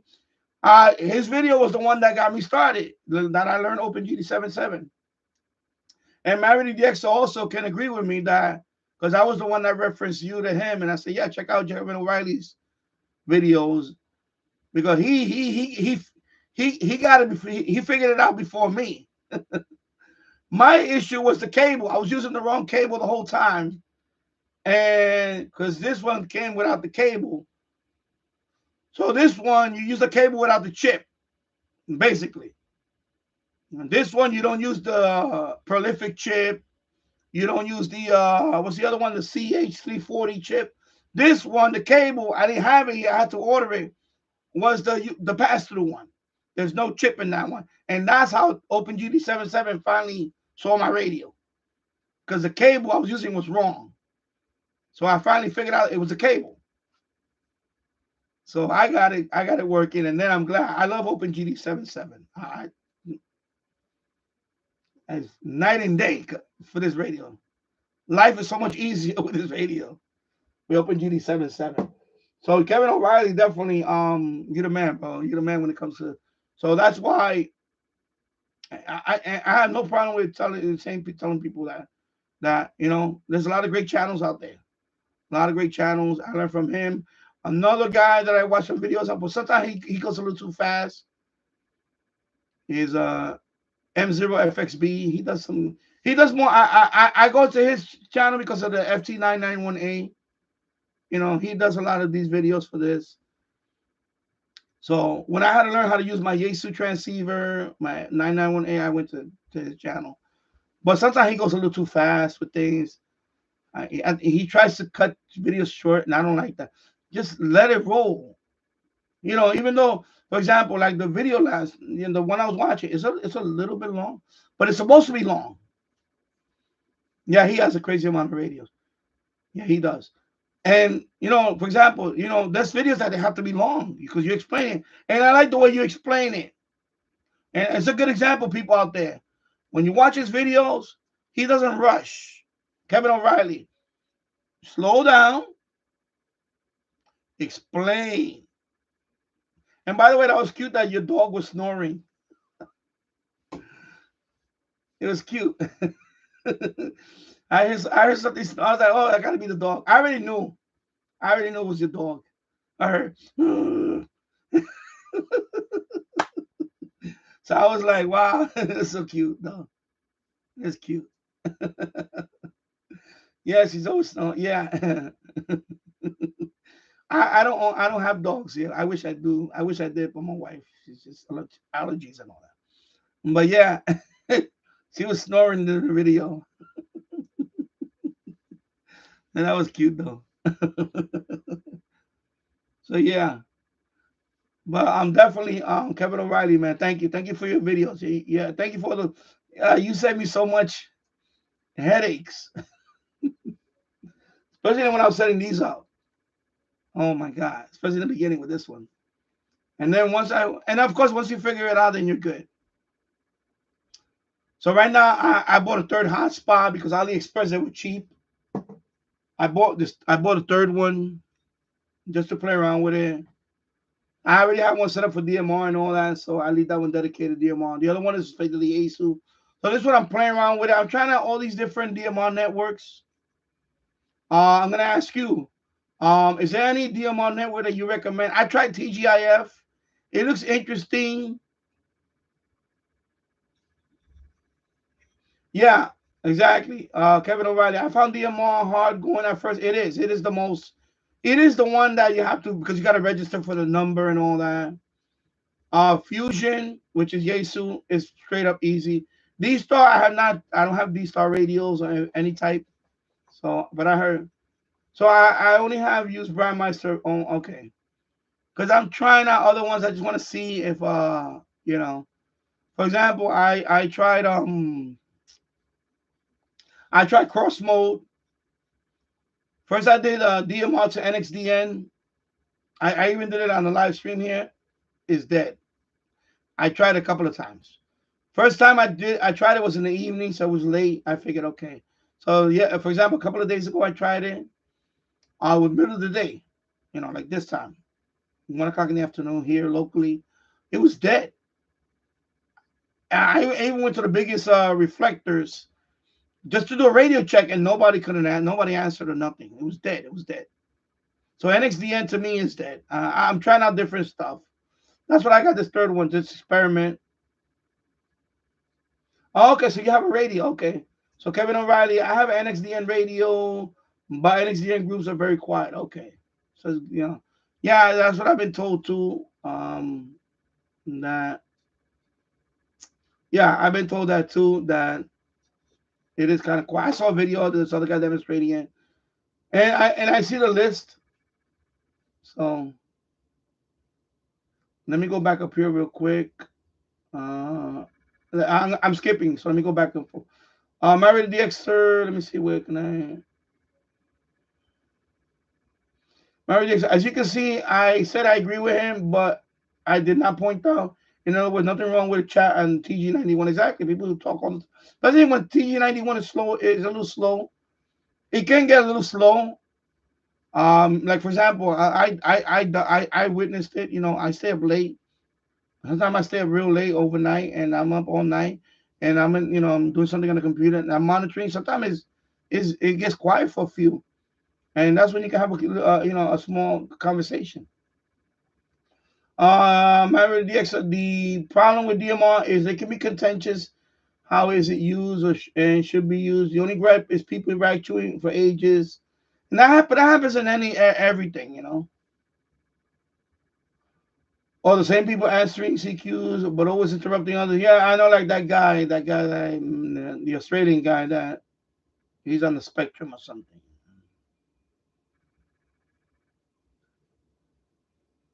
Okay. And then let me go right here one more time.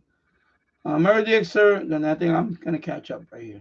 It is the same when some sad ham think every other ham should operate 1,000 watts. Exactly. I mean, we all, listen, anytime you start a hobby, you're always going to start with the budget, the least expensive, because you might not like the hobby.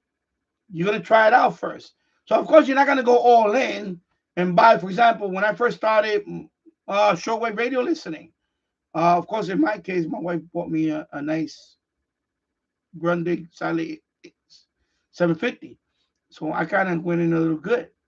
But if I was, you know, otherwise I would have got me a Texan portable. I would have got into in that. And then over time, I actually bought a, you know, tabletop radio and all that.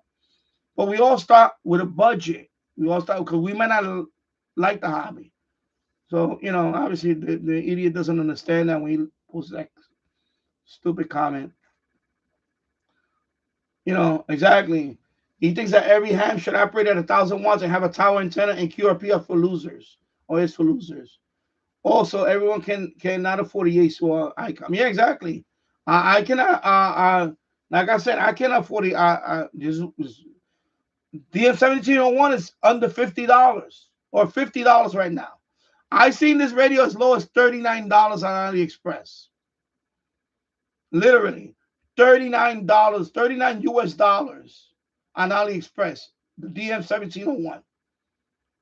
You know, compared to a Yaesu, what is it, FT70?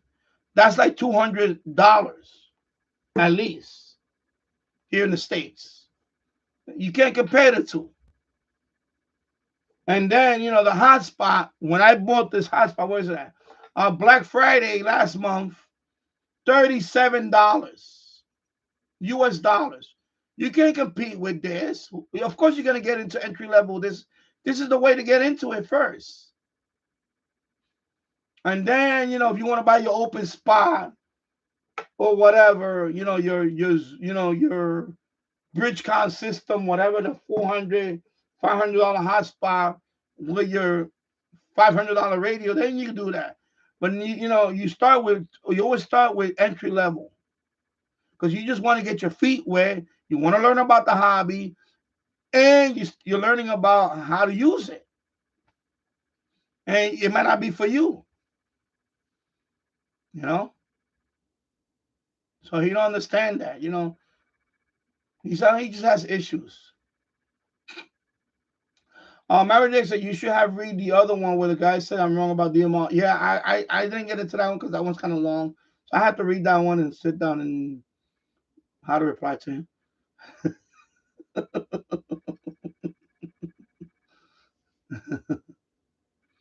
Exactly. Kevin O'Reilly, some Yaesu stuff is made in China. So even though it got a Japanese name, Yaesu, probably like, you know, I don't know what the number is. I'm sure probably 70%, 75% of that radio is made with Chinese parts. Or China, excuse me, China. You know? So the guy doesn't make no sense. The guy doesn't make sense. The guy that left that comment on his channel, he doesn't make sense. Mary Dix, I'm back, but I'll be gone again to watch a soccer match. Okay, cool. Yeah, soccer. Okay, Kosovo is gone. Okay, I'm done with Kosovo. Okay, I'm moving on. All right, everybody else. FT8, there we go. Forget about Kosovo. I'm done. I already got my mix endorsement. My digital endorsement. Forget it. I'll wait for another. I, I don't know what's in the water with Kosovo, but I'm done with Kosovo right now. You know, I have more remote locations that I got through than this Kosovo guy. I mean, a lot of countries must really want this Kosovo guy. Wow.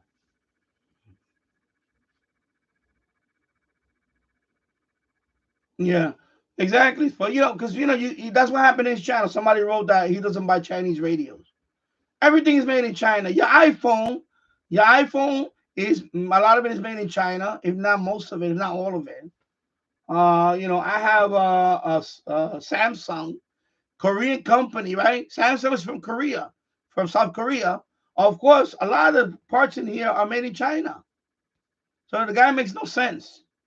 People make when they start generalizing stuff like that, they just I hate to say it, they just I hate to use that word, but they're just racist. They're just racist against Chinese. That's all it is. That's what it is. He's just racist toward Chinese. He just doesn't like Chinese people. That's it. He just doesn't like it. He thinks that everything's bad in China. That's it. Everything that comes out of China is bad. No, it's not. No, it's not. People need to stop that.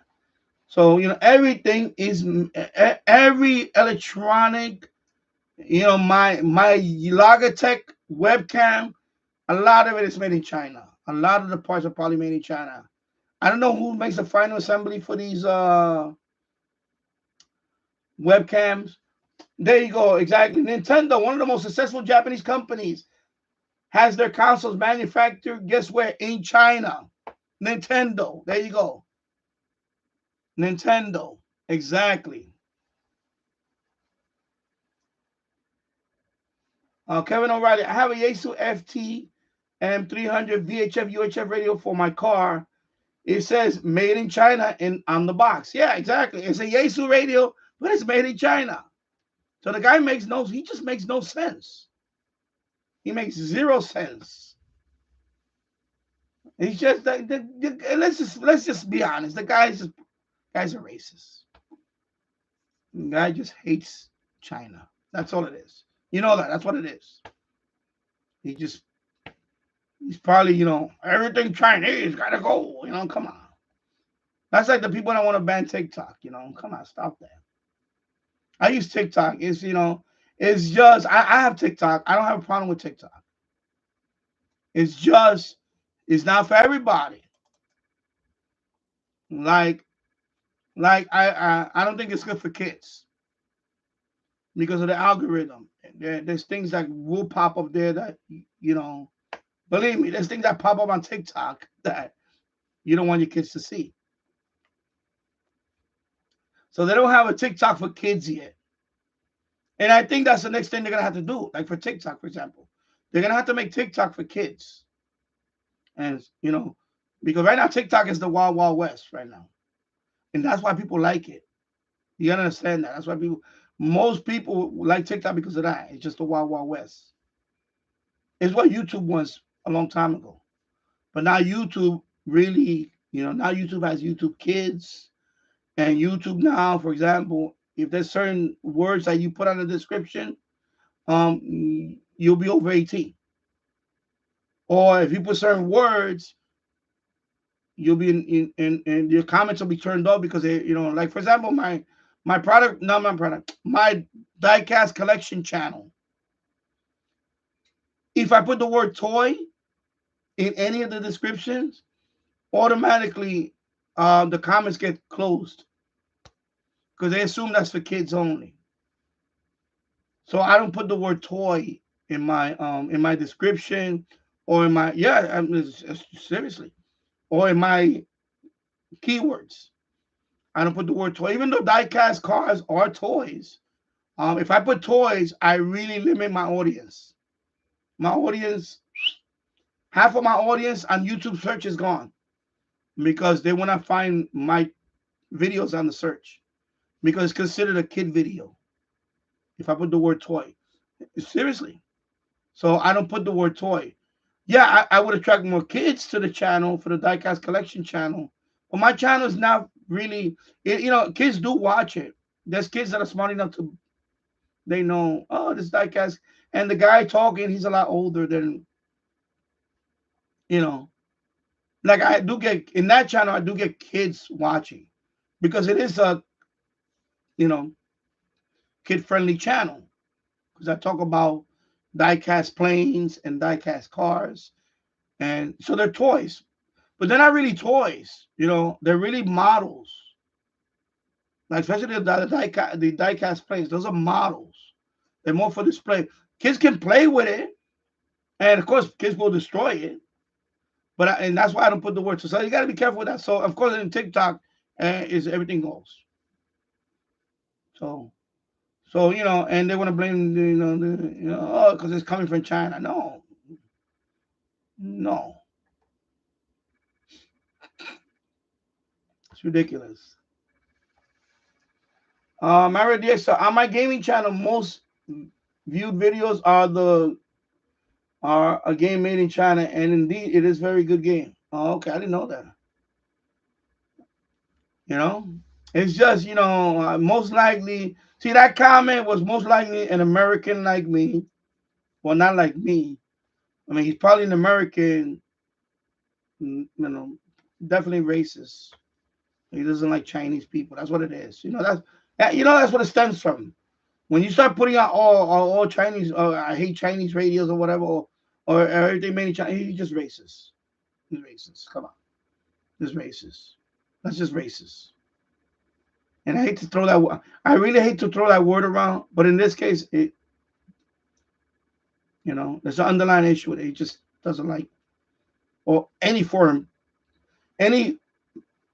person. He probably doesn't, and that's just wrong. That's wrong. No, I think it's more than brand snobbery. It's more than brand snobbery.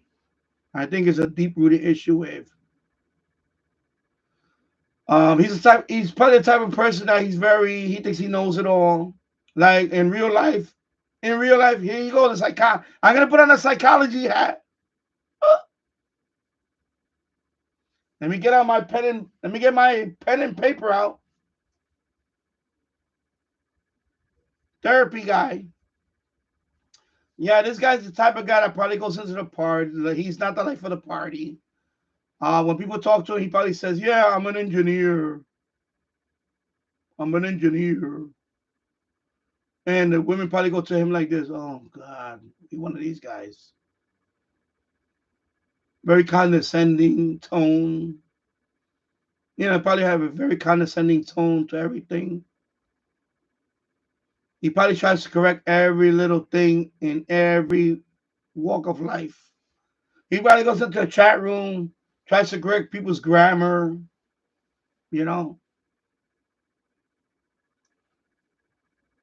Maybe he's a college graduate like me. Maybe he even has a PhD or a master's. At least a master's or a PhD. He definitely sounds snobbish. Well, he's definitely racist. Because when you make a general statement like Chinese, come on. That was funny. Now I don't want to say it's funny. Oh, there goes the other country. Let me try that one again.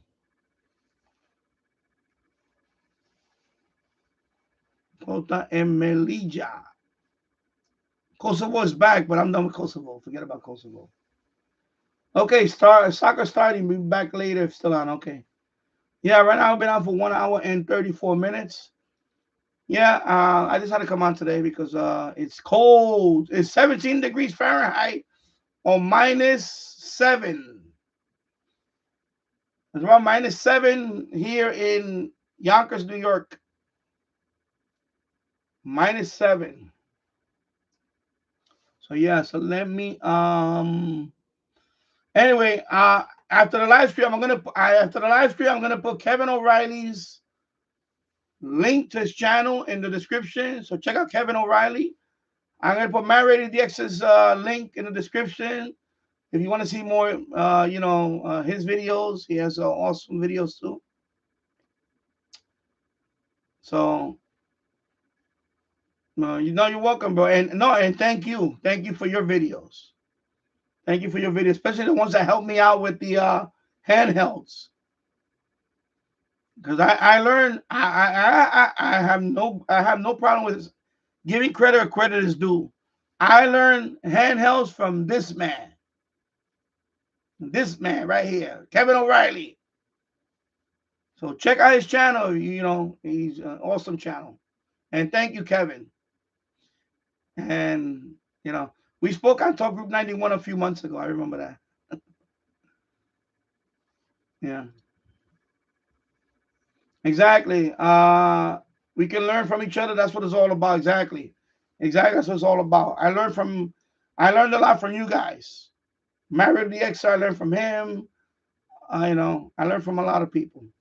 I'm not an expert. I don't claim to be an expert. I'm just a guy from Yonkers, New York. Just got into the radio hobby about 8 years ago. I started back into shortwave listening. Then I evolved into VHF, UHF with a scanner radio. And then 2 years ago, I finally got my amateur radio license. And, I'm learning. We're all learning. And I'm here doing a live stream, doing FT8, and talking about DMR radio and so on. So, yeah, it's pretty cool. Kevin O'Reilly, been into radio for 40 odd years and still learning. Cool. Glenn Dassler, back in 10, got to drive up to the mailbox. Okay, wow, you got to drive up to the mailbox. Yeah, I forgot. You probably got acreage. I don't have acreage. I have to walk to my mailbox. Maybe someday I can drive up to my mailbox. Right now I can't. Right now I have to walk to my mailbox. Of course, for me, it's too early to get mail. Our mail doesn't get delivered till about 5 o'clock in the afternoon. At least 4 or 5 o'clock in the afternoon. We used to get our mail early in the morning here. But as time went by, it got later and later during the day. Sometimes I get my mail at 6 o'clock. 4, 5, 6 o'clock. But I got it as late as 6 o'clock. Packages, forget it. When it got dark, 7 o'clock. At least. I'm talking about from the United States Postal Service. I'm not even talking about UPS and all. I'm talking about private delivery service. I'm talking about USPS. United States Postal Service, just letters, usually in the afternoon. Always not usually, always in the afternoon now. When I first moved here, we used to get it in the morning. But I think because, of course, because of cutbacks and all that. And I asked them, no mail on Sunday. Oh, yeah, that's another thing. There is no mail. No, over here, there's package delivery.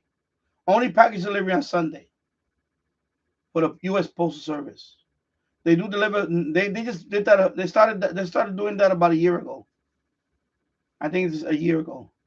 So on Sunday, we do get package deliveries. That's it. No mail, just packages. But for everybody else, yeah, like UPS and all that, Sunday too. They do Sundays. UPS, FedEx, Sundays also. But United States Postal Service, we do have package delivery only. They expanded it to Sunday, and I think, and it's only Sunday. I think Sunday morning up to about 1 o'clock in the afternoon, and that's it for packages. So we do have that. So in the UK, no mail in the UK on Sunday. Okay. Yeah. And this is recent. They just, I guess, because they're losing competition, and also Amazon. Amazon delivers here too on Sunday also. So of course they got Amazon. So U.S. Postal Service over here competes with UPS, FedEx, and Amazon. And we also have over here we also have for example, AliExpress. They have their own private thing. It's called Speed Pack. So I got in Speed Pack. Either the last mile was the postal service, or they come directly themselves and just drop off the package. Yeah, Amazon, UPS, etc. All delivery on Sunday too. Yeah. So yeah, I mean, I waited a month. I waited a month to get this hotspot. A month. So I've been experimenting with it because now that I have the other two. So I was thinking about putting ham clock on this one. Ham clock. But the version of what do they call it? The version of Armbian. Is it Armbian? There you go. Okay, I got my contact with Ceuta and Melilla. Wait, well, that's how you pronounce it, by the way. Meredith corrected me on that territory in Morocco. So I made contact. Good. All right, so I could Roger 73. Okay, Rasp. Yeah, that's what it is. Let's go. All right, so let me do 73. Thank you. There you go. So I got his. Okay, good. So there you go. I said R&B. Yeah, Rasputin. Yeah, Rasputin. So I think the version that comes with this one is older. So yeah. So I was thinking about ham clock on that one, but I think I have another machine that I'm gonna use for ham clock. Because I wanted to saw ham clock on it. Yeah, that's what it's called. Rasputin, whatever. Rasputin. Yeah. Yeah, that's what I said R&B. I'm R&B. I'm thinking about the R&B, and I'm thinking about the Linux box. You know, the ones you use for the television, for the streaming apps. That's what I'm thinking about R&B. So that's R&B on that one, on those TV boxes. You know what I'm talking about? Because those have an ARM processor. I don't know why I crossed the two. Yeah. Yeah. All right, so I got that country now. So let me go back to Kosovo. Oh, not Kosovo. No, I'm just gonna go call CQ. All right. So let me see if that one can be confirmed. Let me check QRZ. Let me refresh QRZ. And I hate when it loads slow. When it takes forever to load, it makes me nervous because of the live stream. Okay, there you go. Okay, so I got the contact right there. All right. There's a problem with. See, for my live stream, I'm using Microsoft Edge. For my other, for my QRZ, right now I have that on Microsoft Chrome. Chrome makes me nervous now. It's not reliable now. Chrome tends to spike up the memory and will mess up my live stream. It'll basically, memory will spike up to like over 100% or something, whatever. You know what I mean? And then I'll get then it'll crash. It'll crash my my stream. So because Chrome has been very unreliable lately. It really has been unreliable. Yesterday when I was watching Jill's live stream, of course he was Santa was there. Twice my browser crashed. I got the all snap, out of memory, and it crashed. So I had to close the browser and reopen it. Twice it happened in the live stream. I'm watching him. Because the problem with these websites now, a lot of these websites now, they have a lot of ads running, a lot of ads. A lot of them are video ads, and that really slows up your browser. Like right now, it's getting to the point where my computer, I have 16 gigs of RAM. My video card is pretty good for live streaming. Is good. I have an SSD drive, and for the most part, my live stream been okay. It's just when I go to certain websites, it'll mess up Chrome and spike up my memory, even 16 gigs of RAM, and kill this live stream. I mean, it's ridiculous.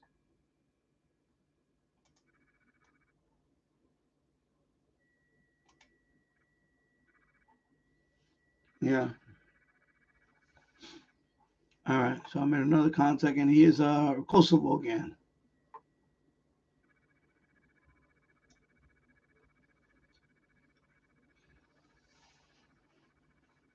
Yeah.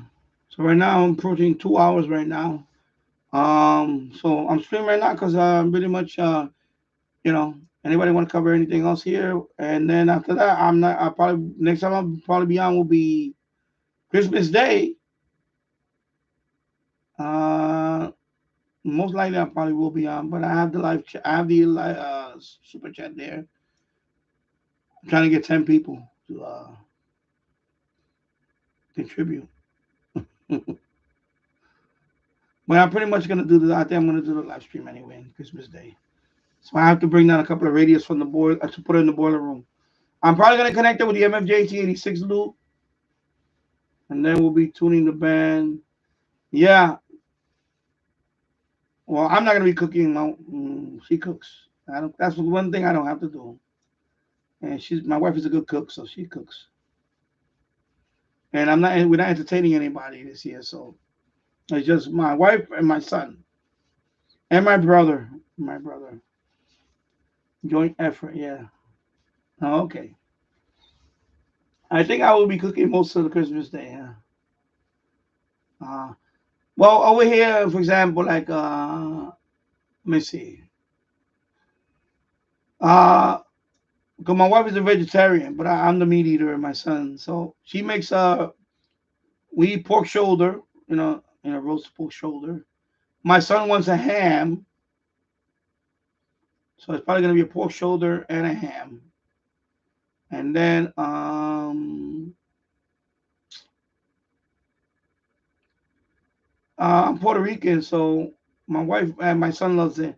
The rice with pigeon peas. It's rice with pigeon peas. It's very good. Potato salad. Of course, you gotta have potato salad. My mouth is watering thinking about all this now. Potato salad. We eat like, for example, which is boiled. It's called yuca. It's like a potato. It's some kind of root vegetable. They call it root vegetable. That means like a potato. It's buried in there. It's like a potato. When we cook that, it's white. You put red onion on there. It's very good. Yeah, it's very good. And you put olive oil on it. It's very good. So my God, it's better than a potato. It's like cassava. It's like a cassava. So usually we boil that. We boil green bananas. Cook green bananas. If you never tried green bananas cooked, they taste very good, especially when you put olive oil on it. It's very good. These are Caribbean stuff, by the way. This is all Caribbean stuff. That's why you're gonna be like, what? Green bananas? Not yellow bananas. Green bananas.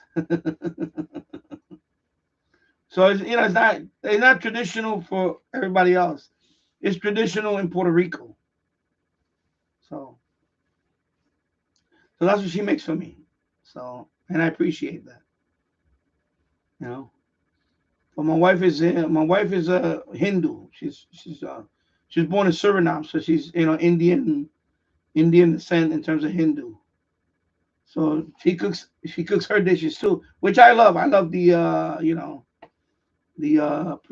curry potato. She makes all this Indian dishes. So I get the best of both worlds. I get Indian cuisine, and I get my Spanish cuisine. And then she'll make like lasagna. She'll also make lasagna, like the spinach lasagna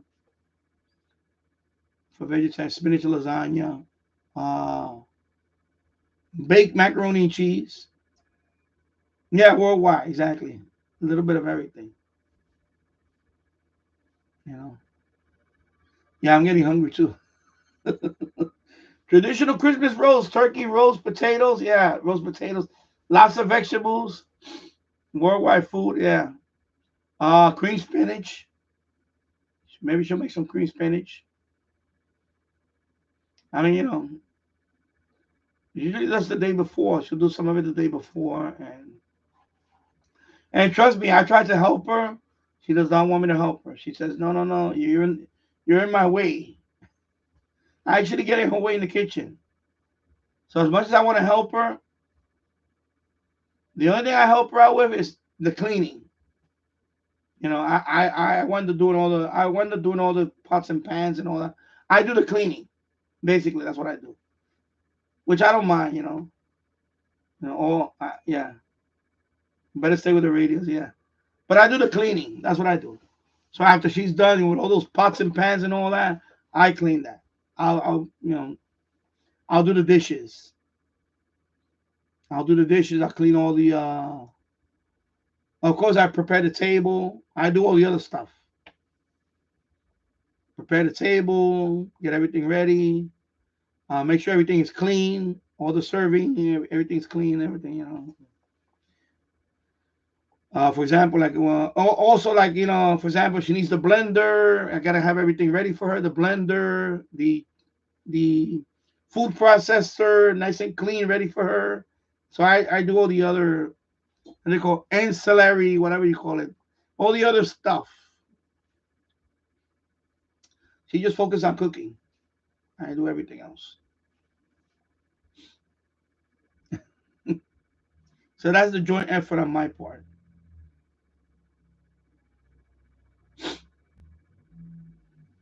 And if she has to step out for a minute, I have to keep an eye on. She'll tell me like, keep an eye on this thing, and a couple of times I keep an eye on the roast. And okay, check the temperature and stick the temperature probe in the pork. Tell me how you got to be 100, 165. Okay, all right, all right. And that's about it. And just like that, Kosovo's gone again.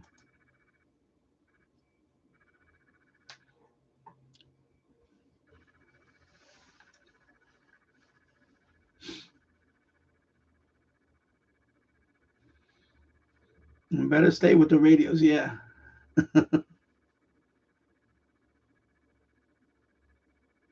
Back brace.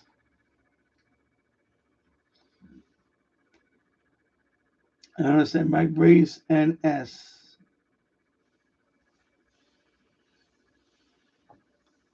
Yeah.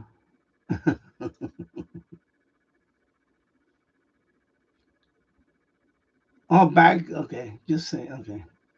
When answers back. Yeah. So I'm probably gonna fire up these servers tonight because I need to back up some files anyway. So that this will warm up this room, and this room is the only room in the house that's kind of cold because there is a radiator there, but it's a small radiator. I'm actually blocking it with this TV and all that. There's a radiator there, but right here this window's not sealed. And when I a couple of years ago when I had a retrofit, not retrofit, basically what happens is when I put the AC in this window, I have to take out I have to take out the latch. It's two screws. You take it out, so I can put the window all. It opens all the way up, and I can stick the AC in there. A regular conventional air conditioner. Otherwise, it won't fit. So when I take the air conditioner out and I close the window, I put the thing back, the latch, and two screws. I put it back. But the problem is on the bottom there's a gap now because I had to cut a little piece of the bottom. Not cut, but I had to.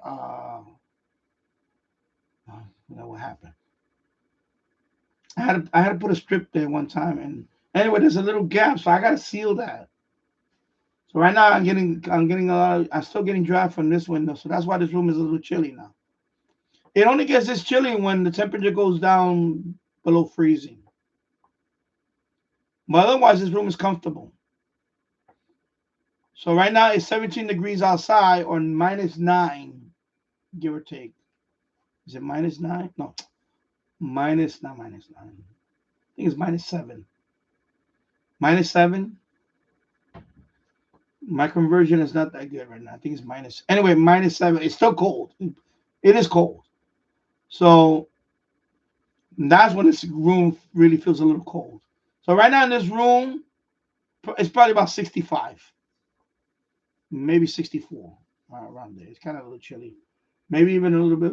I don't have a thermometer here. I can't measure it. But if I turn on the server rack, it'll warm up in here. It literally will add almost 5 more degrees at least. So if I fire up that server rack, I'll bring this room temperature up to 70 almost with the server rack. Glenda said, I don't know where those posts came from. Got the mail. Okay. You know, we were talking about that because I'm like, it's Sunday. Why would you get mail? Not Sunday. But I was mentioning the fact that I know on Sunday, the postal service does deliver packages. And it depends. Not all packages. That's another thing. If it's not a priority package, I don't think they deliver on Sunday either. If I remember, I have packages delivered on Sunday from the postal service, but it's very limited on that. So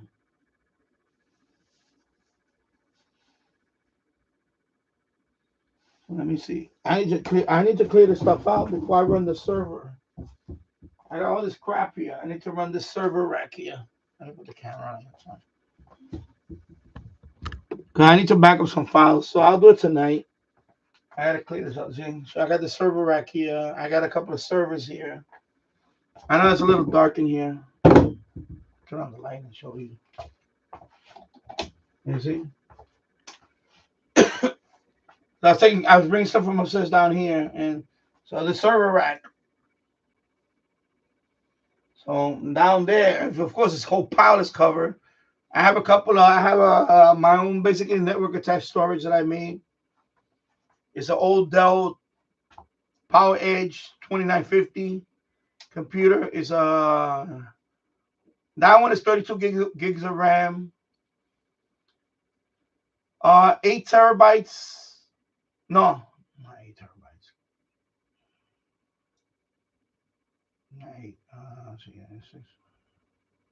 8 terabytes total of storage. Then I have 2 more drives, and I use that for my boot drive. I have a RAID configuration. Of course, I have RAID configuration. So I have the 2 what do they call that? Is it RAID level 1? I forgot. I forgot my levels now. Anyway, it's just they back each other up and just speed up the. They don't have SSD on those down there. And then the other drives are all they all combined to make 8 because that one can only each drive maximum is 2 terabyte. I said gigabyte. I meant terabyte. Terabyte, excuse me. So 8 terabytes of storage on that one. The bottom one. Oh, I got a pile of here stuff. Then the other one is HP ProLiant. It's a DL360. That one has 192 gigabytes of RAM. 192 or 256. No, I think it's 192 gigabytes of RAM. I don't think I maxed out on that one. Actually, that one, the max RAM is no, it is 256. Yeah, 256. 256 gigabytes of RAM on the other one. So I did max it out. It was 256. And then storage. That one has a SSD drive for the boot drive. Just to boot the whole OS. And then And by the way, the other one, the one down there is what I'm using for storage, network attached storage. I'm using OS called Sigma NAS. It's kind of like FreeNAS, but FreeNAS is no longer. They actually, I think now they renamed it. They went commercial or something. Anyways, there's no more FreeNAS. So this is a variant for FreeNAS. It's called Sigma NAS, like Sigma as in the Greek letter Sigma, except it's instead of SIGMA is XIGMA. Sigma, like Sigma NAS, and that's kind of a tongue twister. Sigma NAS. So that running Sigma NAS went on there. The 8 terabyte network access storage. Then this one, the above one, I believe it's small. It's like 6 terabytes storage. For that one, I'm just running what is it? Windows 10. Windows 10. And I want to just run in Windows 10. I just use that one for like a backup. I just put some whatever. When these things get full of video files, because that's what happens with us YouTubers. Us YouTubers have a lot of video files, especially when we editing all those cuts and all that. Some videos I record in 4K natively, but when I run it through the editor, especially on this computer, I have to bring it down to 1080 because 4K is too much. So I can't do that here. So I bring it down to 1080. After I edit it, is compressed to 1080. And then that's what I upload. So when you see those videos, and when you see the videos that I just do a lot of editing on them, those are all 1080. Because I don't have a 4K. I do have an editor that's 4K for my computer. This one they cannot keep up with that editing. It'll take forever. Plus the file will be huge. So for the sake of just getting it on YouTube, and it's still good enough to watch, I still do 1080. Now some videos that I don't edit that much, that I shoot straight from the phone and I pause it on the phone, those are 4K. Some of them are 4K. 4K. That's as high as I got on videos, 4K. So I shot a couple of 4K videos. And that's it. So those, but when you store them, as you're done with them and then you leave them there, they add up. They take up a lot of space. So I have to move them. Otherwise, this computer gets full. So I moved them to one of these things. And I have several drives here. You see that right here. But I'm not, and you're always gonna get more. So now I'm looking into I saw one on Amazon. I got the email the other day. Now they have up to 24 terabytes of Western Digital drive. I don't know if I'm gonna go that high because that's $500 or something. I don't want to go that high.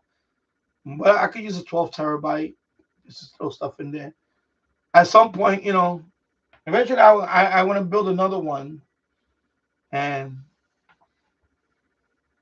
right now it's like and plus there's stuff that I need to delete. I can't keep every single clip. I even have bloopers. I still have bloopers that I haven't went through. I got bloopers. I could make a blooper reel out of some of them. Like some of them I mess up on filming and I'm cursing and all that. Or something, or my tripod fell on the floor.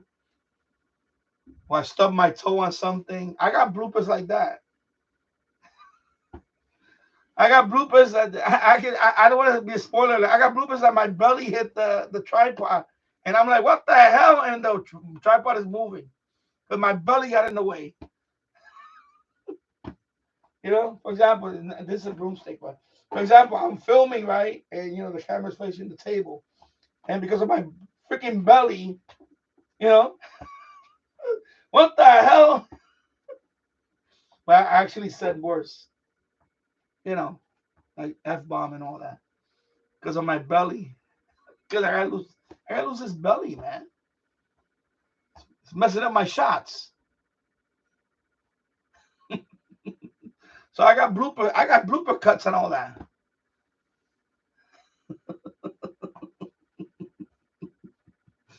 I that one I don't forget because it was my belly. I was shooting the video. It was a review. and then my belly hit the tripod, and I'm like, what the hell?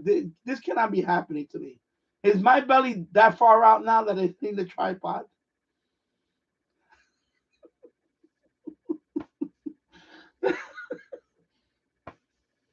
And then I'm cursing. I'm like, what the hell?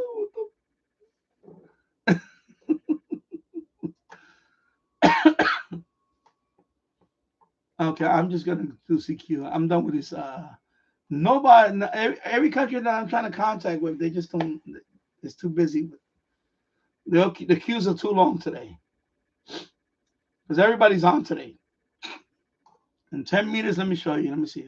Oh, no, it's not that long now. Including the island again. East Kiribati Island is back.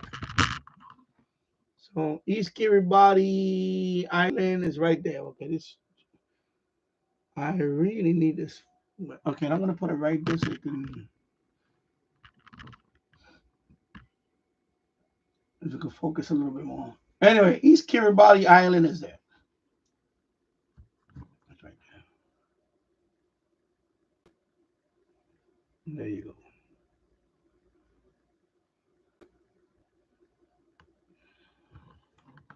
Also known as Christmas Island. So, also known as Christmas Island. So they've been on for the last 3 days now. So there's got to be some kind of special event they're doing.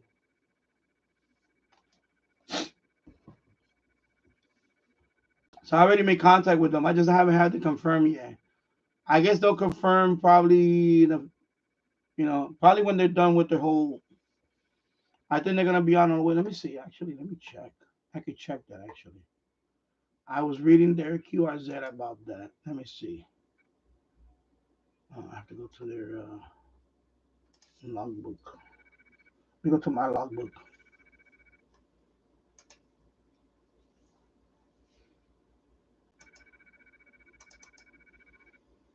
Let me see.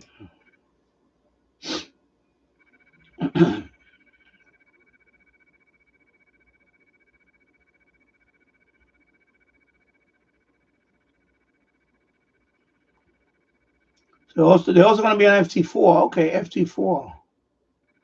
So FT right now. So right now they're on. They're also going to be on 6 meters. Oh wow! I'm just reading the stuff here. Let me see.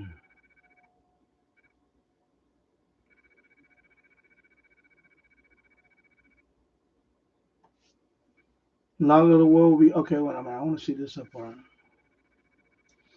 You can use soft FT8 mode to contact. Make sure you run like this. Okay, we got sending out 73 times. Okay, well we don't care about duplicate queue. So okay. So they do log of the world.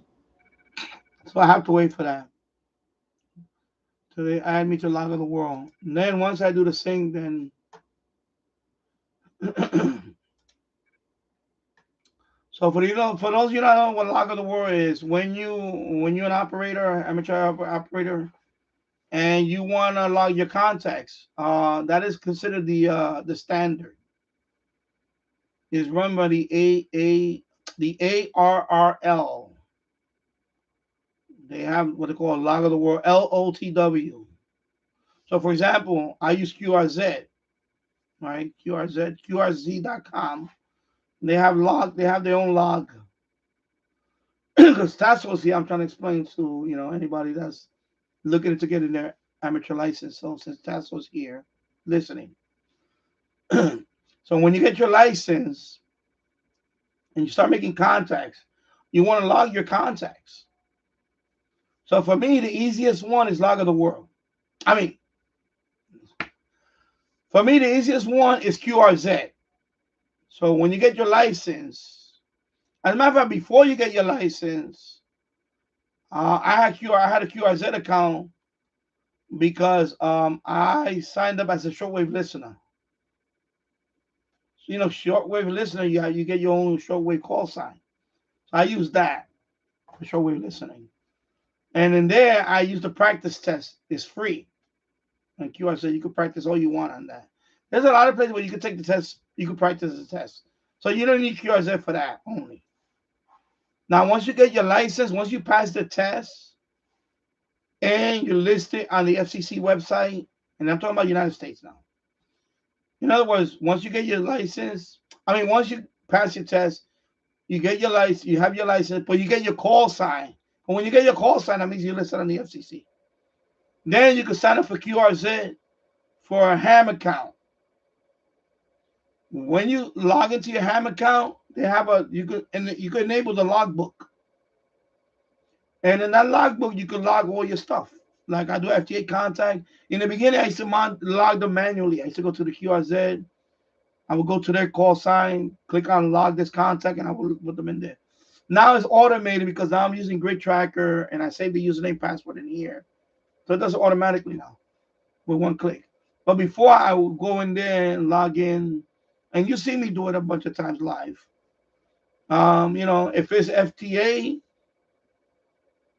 for example, first you put the frequency. In my case, it's 10 meters. So I put 28.04, megahertz, right? You put the frequency in there. Then you got to put the mode. So in my case, actually in QRZ, you don't have to put the base frequency. The minute you click on the minute I put 10 meters, if I put FT8 on mode and I put 10 meters, automatically I get the base frequency of 28.04. I usually get that anyway. If not, you put it in there. I put it in there first, and it remembers it. I put it in there, and then so you got the base frequency, you got your mode FT8. And then the band, of course, you click on it, it's going to be 10 meters. So when you put 10 meters, usually the base frequency is already there. And then you go to the signal report, and you get that through here. When you're using WSJTX, as soon as you make a contact, you're going to get a pop-up window. You're going to get a pop-up window that's going to have everything to fill out on the thing. So you're going to have, my send signal. I'm waiting for if I make contact with somebody, I'll show you. So my send signal, for example, right now, for example, let me take this example, Haiti. Right now, I'm receiving Haiti, this call sign -15. So I'm receiving him -15. So now you put that on the receive box, -15. Because this is not voice. Voice, you just put 59, 57, you do all that. And there's buttons for that there. But when you're doing FT8 or FT4, you got to put this signal, not the 59. You don't put that. You put what you see here. So and when it pops up, when you make the contact, it'll tell you what to do. So receive right now is minus. No, he's receiving me -16 right there. So he's hearing me at -16. I'm receiving him right now. It's not showing here because I'm not making contact with him. I'll give you an example. So he's receiving me there -16. I could be receiving him at -10. Usually it's minus. Most of the time it's minus, but some of them might be, if he's really a powerful station, it might be 0 or it might be a +2 plus, but a lot of it is minus because in FTA, remember, it's weak signal. Weak signal propagation and all that. So a lot of these are going to be minus 24 dB. That's the lowest you can go. So for example, let me see Balearic Island right now. -24. I can focus. Let me put it right there. Let it focus.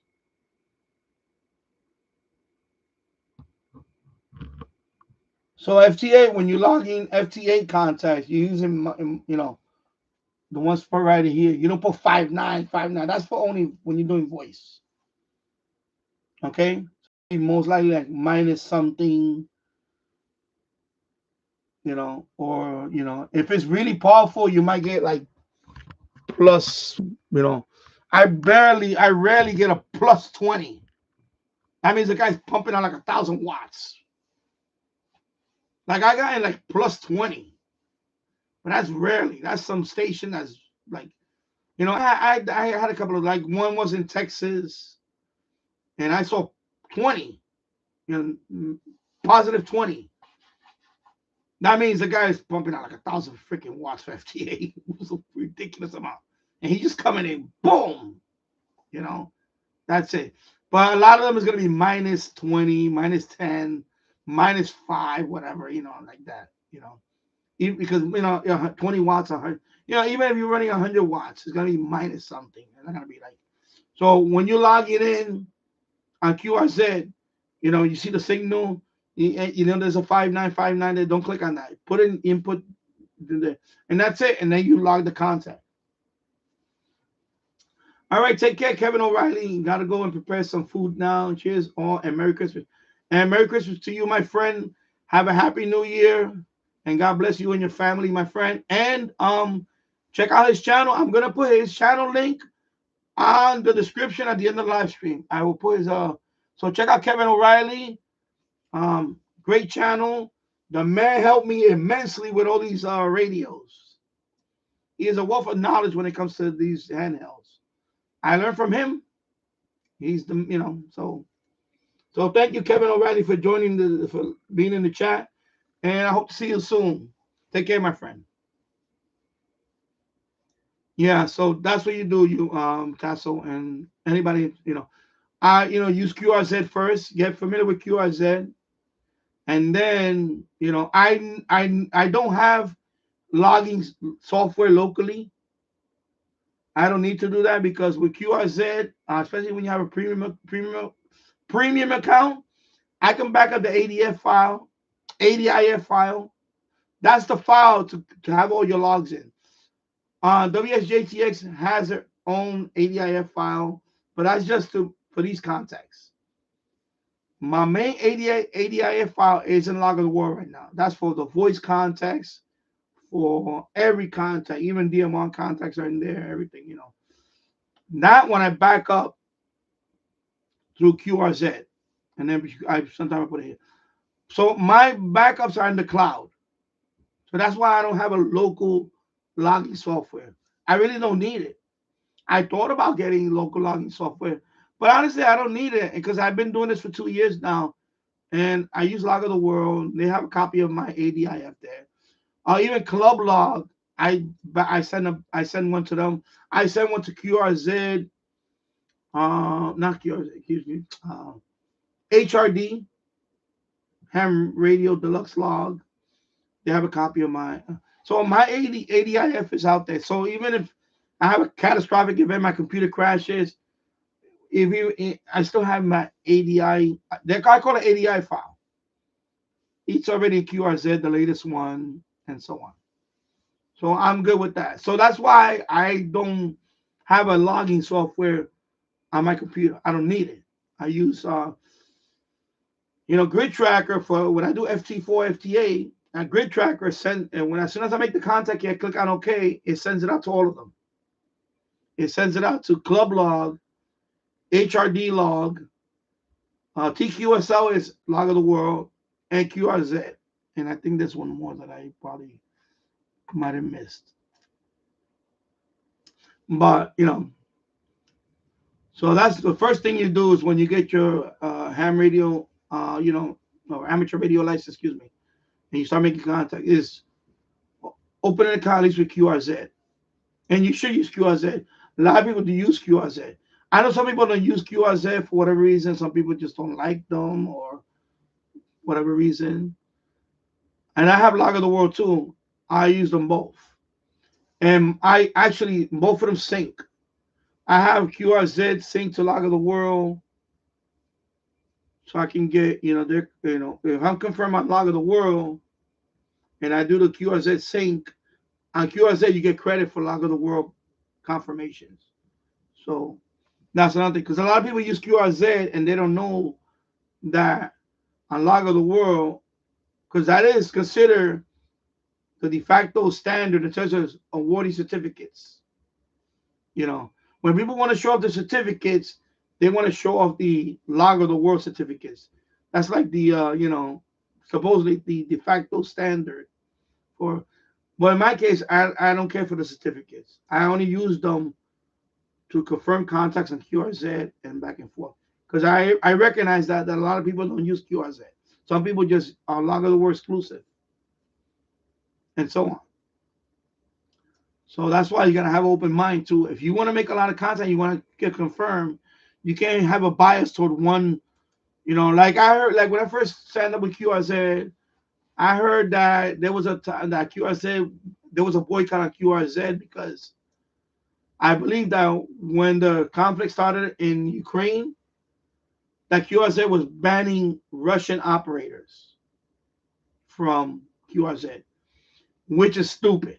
I'm gonna say stupid. I understand that, yeah, whatever with the conflict, but it's not the fault of Russian operators or whatever. You know what? Why are they getting punished for this? I think that was a stupid. So they had to backtrack.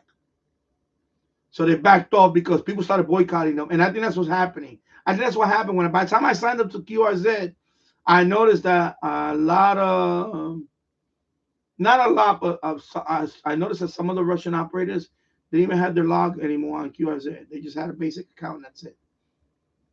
Because and QRZ probably lost a whole bunch of people. So that you got to be this. That's why they that was a stupid thing they did. They got political. They should not get political. Amateur radio is not a political thing. It's everybody should be welcome, no matter what country you're from. You should be welcome with open arms. We may not agree on ideology. We may not agree on the political party or whatever system that you have in your country. That is no, when we're talking about amateur radio operating and ham radio in general, we put that aside. We put all that stuff aside. Because even in here in my chat, there's a couple of people that I've spoken in here and they said, no, I don't talk to Russian operators. I just don't talk to them because, after what happened with Ukraine, no. Because I spoke to people, I spoke to Russian operators on HF and on DMR, nicest people ever I spoke to. We don't talk about that stuff. We just say, how you doing? Merry Christmas. The other guy, I spoke to Leonid a couple of nights ago, Leonid from Russia. Merry Christmas. He wished me Merry Christmas, Happy New Year, God bless your family, blah, blah. That's it. We don't talk about all the other stuff. No room for that. We're just making contact. That's it. So, that was a real dumb thing they did on the QRZ when they tried to ban Russian operators and all. It was just stupid. And it backfired on them. And rightfully so. They deserved it. And I still use them. I still will use them. But I hope they don't do that stuff again. Because they're going to lose a lot of people if they do that again. But so when you get your license, TASO or whoever, first logging software I will use is QRZ.com. Use QRZ.com. And then you expand, like I did. I joined, and some of them I just upload my log and that's it. I don't, once in a while I'll check the QSL. Like, for example, HRD log. There's QSL in there that people send to each other. I got a few of them in there. Nice looking EQSLs. And then Log of the World has, I go in there to see. I got a couple of awards already waiting in there, but I just don't want to pay for the membership. And the certificate, because I just have QRZ. But some people that want to pay for that, that's fine. To each his own. Me, I just don't care about the certificates for Log of the World right now. Now, if I get to a certain number, like for example, if I ever get to the right now, I went over the century mark already, so I have that one already. But after that, you get the stamp on your certificate. You get the certificate with the stamp. So 150 milestone, then they got the 200 milestone, then you got the 250 milestone. Then you have the 300 milestone. I think that's the highest right now. I don't know if anybody ever got a 350, but I don't know about that. So this is an example I show you, Tasso, or anybody else. So I just make contact with this guy, right? So right now, as soon as the contact is over, you see right there with November 6 Foxtrot Delta Lima, right? As soon as the contact is over, this pops up. So this pops up, right? So remember I told you about the signal report right here. Report send. So +3, and then report receive -10. You put that on your QRZ. Of course, in my case, I already have this automatic. You know, I have it set up already. So all I do is click on OK in my case. When I first started, I had to just take those two numbers and put them in QRZ manually. So now what I do, since I already have it set up, I just click OK and watch the bottom. You see, I logged it to all those places. And EQSL.cc is in there too. That was the other one I forgot. So you see, I already have mine automatically logged me into those places. So it logged into QRZ automatically. It's logged to Log of the World. All of them are already set up in my Grid Tracker. That software is called Grid Tracker. Grid Tracker runs with WSJTX. I know it's a lot. It's a lot to digest. It's like a mouthful, a lot of stuff to learn. But it's really simple. When you start doing this all the time, it's simple. One click, it goes to all. Let me see, 1, 2, 3, 4, 5, and then it makes a backup to locally. So 5 websites and a backup locally. It does that. Grid Tracker. All right, and that's how you log your contact. You just do it like this. So I don't have to. I don't have a logging software. You know, even if I was doing voice, I just open up QRZ, whatever. And but now if you're outside remotely, you don't have Wi-Fi and all that, then I get it. I get it, maybe. But right now I'm not at that point yet where I might need a logging software. And then because of course I probably use pen and paper for now. But I'll probably use a logging. I don't know. And then when I get home, I can sync it. Something. I don't know. Yeah, I guess that applies for that. If you're not home, if you're out there in the boondocks and there's no Wi-Fi, no nothing, and because most people now, you can even tether off your phone. If I had a laptop, for example, if I have a laptop in a remote location and I can't get any type of I can still tether to use my phone. I can tether and then use my phone as my internet gateway. And yeah, exactly. Mary Dixon. Mary Dixon, I'm back during halftime. Danny, those people who said they don't speak to Russian on HF because of the war in Ukraine. Yeah, exactly. Yeah. So one guy here, he's a nice guy. The guy that comes here, he talks about that. But I just let it be. But I would never do that. I would never. He's a UK guy. He served in the military. But you gotta let that stuff go. It's like, for example, like my father fought in Korea. My father fought in Korea, right? My father was in the army in Korea. He lost his eyesight, 100% disability. He lost his eyesight. Do I hate Korean people? No, I don't. You see what I'm saying? No, I don't. We fought that war back then, yeah. And this is North Korea, by the way, not South Korea. Do I hate North Korean people? No, I don't hate North Korean people. I don't hate North Korean people because remember, North Korea and South Korea is one peninsula. It's Korea. Well, someday, maybe in my lifetime, they're gonna reunify. Reunification. They're gonna unify, right? Reunification. Hopefully, in my lifetime, that might happen. Most likely, it's not gonna happen, but it could happen. Do I hate Korean people? No, I don't. People that, for example, I know people. Oh, my father fought in Vietnam. Do I hate Vietnamese people? No, I don't. Now there are trading partner now. Vietnam now is a trading partner of this country. And by the way, we went to war with Japan in World War II. You know, do I hate Japanese people? No. So, you know, when he says that, like, oh, I don't talk to Russian people on amateur radio, you really, you know, you're doing yourself a disservice. You got to have an open mind about that. It's not the people that wanted the conflict. You know, it's simple as that. If you were to go down this, if you go to, I seen videos on YouTube that the average person, they speak to the average person in the street, and they all, you know, and some of them have to cover their, they didn't want to show their face, but they don't care for the war. You know, they don't agree with it. You know, that's it. You know, in other words, Ukraine is like their brothers and sisters. Remember, Ukraine was a Soviet satellite, so they were kind of like their brothers and sisters. You know, so you know, and so that's why I don't agree with that. That's why when QRZ did that whole thing, it backfired on them, and rightfully so. They deserved it. They deserved it. The backlash. They deserved it.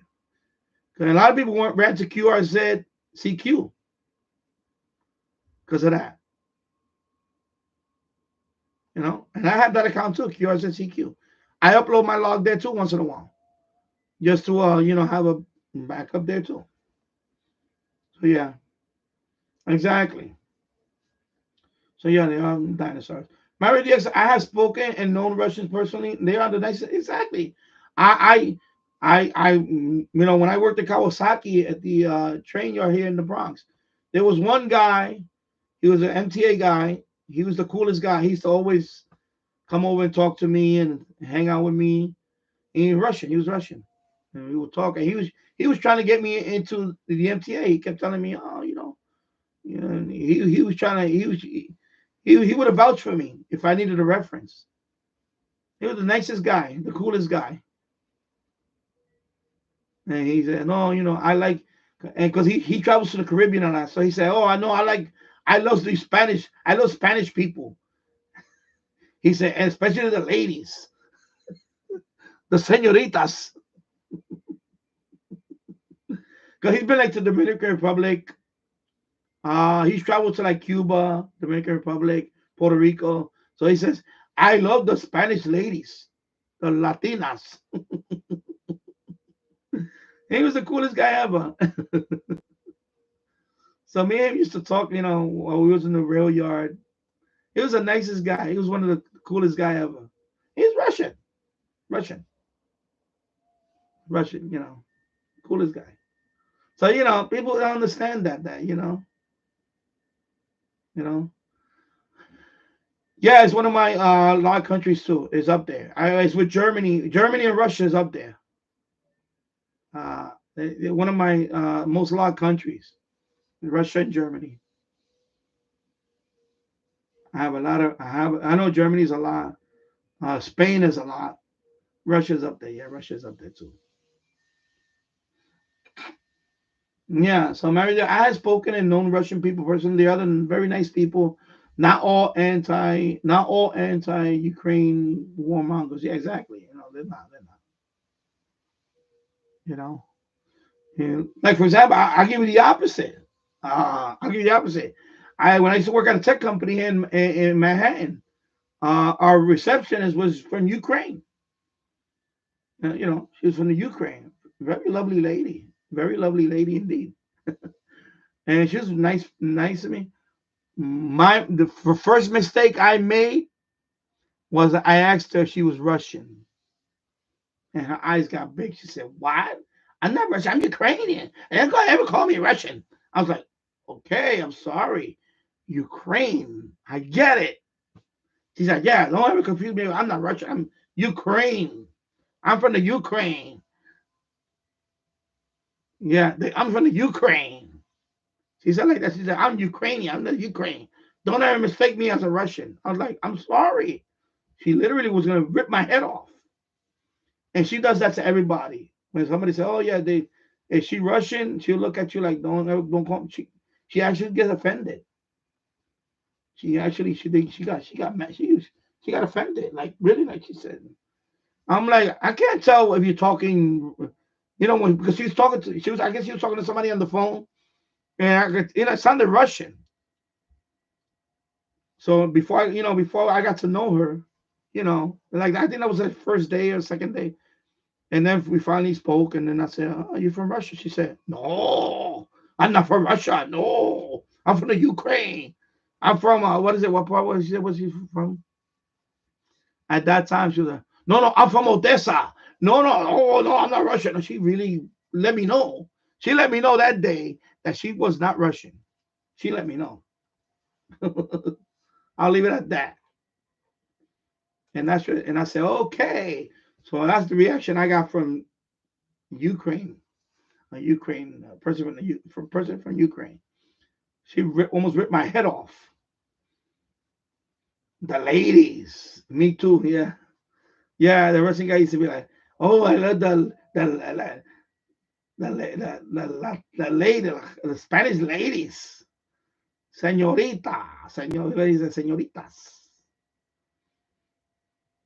because he was mentioning some, not to get into anatomical, but he really described the anatomic. He got graphic on me. He described the anatomy, especially when he went to Cuba. He was like, "Oh, Dominican Cuban ladies, oh my God." I was like, okay, I see you like them. He's a funny guy. He's a cool guy. He's a funny guy. But yeah, he's Russian. Like I say, I don't understand this whole. That's why people need to. People need to open their mind. About these things.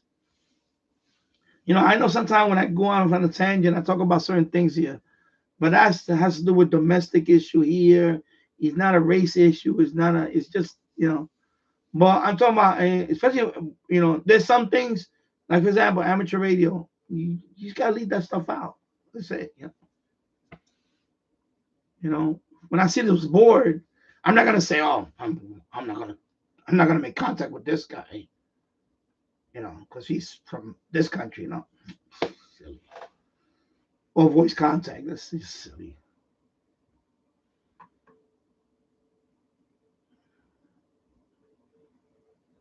It's like Cuba. When I look at Cuba, I'm Puerto Rican, of course, but when I look at Cuba, I see us. I see what what Cuba would. I see what Puerto Rico would have become.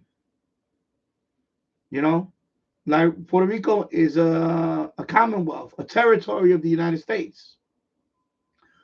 Uh, we got people in Puerto Rico talking about they want to be independent country. No, you don't. No, you don't. You do. You can be, but right now, most of the population they don't want that because it is a tourist destination, but it's not the top tourist destination. That's what most people within the island think that their island is the top tourist destination. It's not. No, it's not. No, it's not. No, it's not. I can tell you that because I live there. It's not the top tourist destination. It's nice to go there. Of course, if you're an American, you don't need a passport to go there. That's the nice thing about it is you can go there and you don't need a passport. But is it a top tourist destination? No, it's not a top tourist destination. And some people there think that their place is the top tourist destination. It's not. So they think that they're gonna be like they're gonna make all their money from tourism. No, it's not. That's not the case. So the fact that we have the strongest currency in the world backing up our country, United States, that's fine. I'm fine with that. I don't need to be independent. What are you gonna be independent for? You want to be like what communist country? You want to be like Cuba? You know, a socialist country where everybody there is broke, is starving, they can barely get anything, let alone some milk and eggs. They have to make lines for all this stuff. Like just because yeah, I'm independent. No. So the fact of reality is you can't. Some countries can't. They're not, and especially after 100 years or so, they're not conditioned for that now. So So when I see Cuba, I could see what could have happened to Puerto Rico. Puerto Rico could have turned into Cuba. If Puerto Rico was independent a long time ago, it would have turned into Cuba. It would have been, you know, okay. So just like Cuba before the independence, it was a very wealthy island. They had a lot of casinos, they had tourism, they had all this stuff. And then after the revolution happened, of course, the embargo has to do with that too. But basically, you know, their standard of living went. A perfect example is Venezuela. Venezuela, I remember Venezuela 30 years ago. Or as a kid, I remember watching my mother. My mother used to watch the soap operas in Venezuela. My mother watched soap operas, right? So some of them used to come from Venezuela. A lot of them were made in Venezuela. And you watch them, and it looks like a thriving country. It looks like a modern Caracas looked like any other modern city in the world, bustling, everything. Now it's a shadow of itself. I mean, a shell of itself now. Now it's broke. It's broke, you know? So, it's just that's not so, Okay, my radio said going back to watch the soccer game, halftime over. Okay. So, you gotta recognize these things. But I still do I agree with their government? No, I don't. But they're still, to me, they're still my brothers and sisters.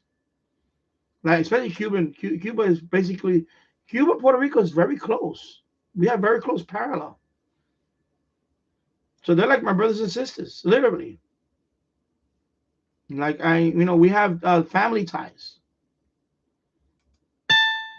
Like my father's side, we have Cuban relatives in Cuba. So in other words, I probably have some relatives in Cuba, that I don't know of. That maybe if I were to do one of the family tree things, you'll I'll probably say, oh yeah, you have 10 second cousins in Cuba. Probably the case. I know I have some extended family in Dominican Republic now. I know Dominican Republic, we have some extended family there. And of course, Puerto Rico. But I know Cuba, we have, because it's all, they're very close parallels between all three of them. Cuba is the extreme socialist, communist.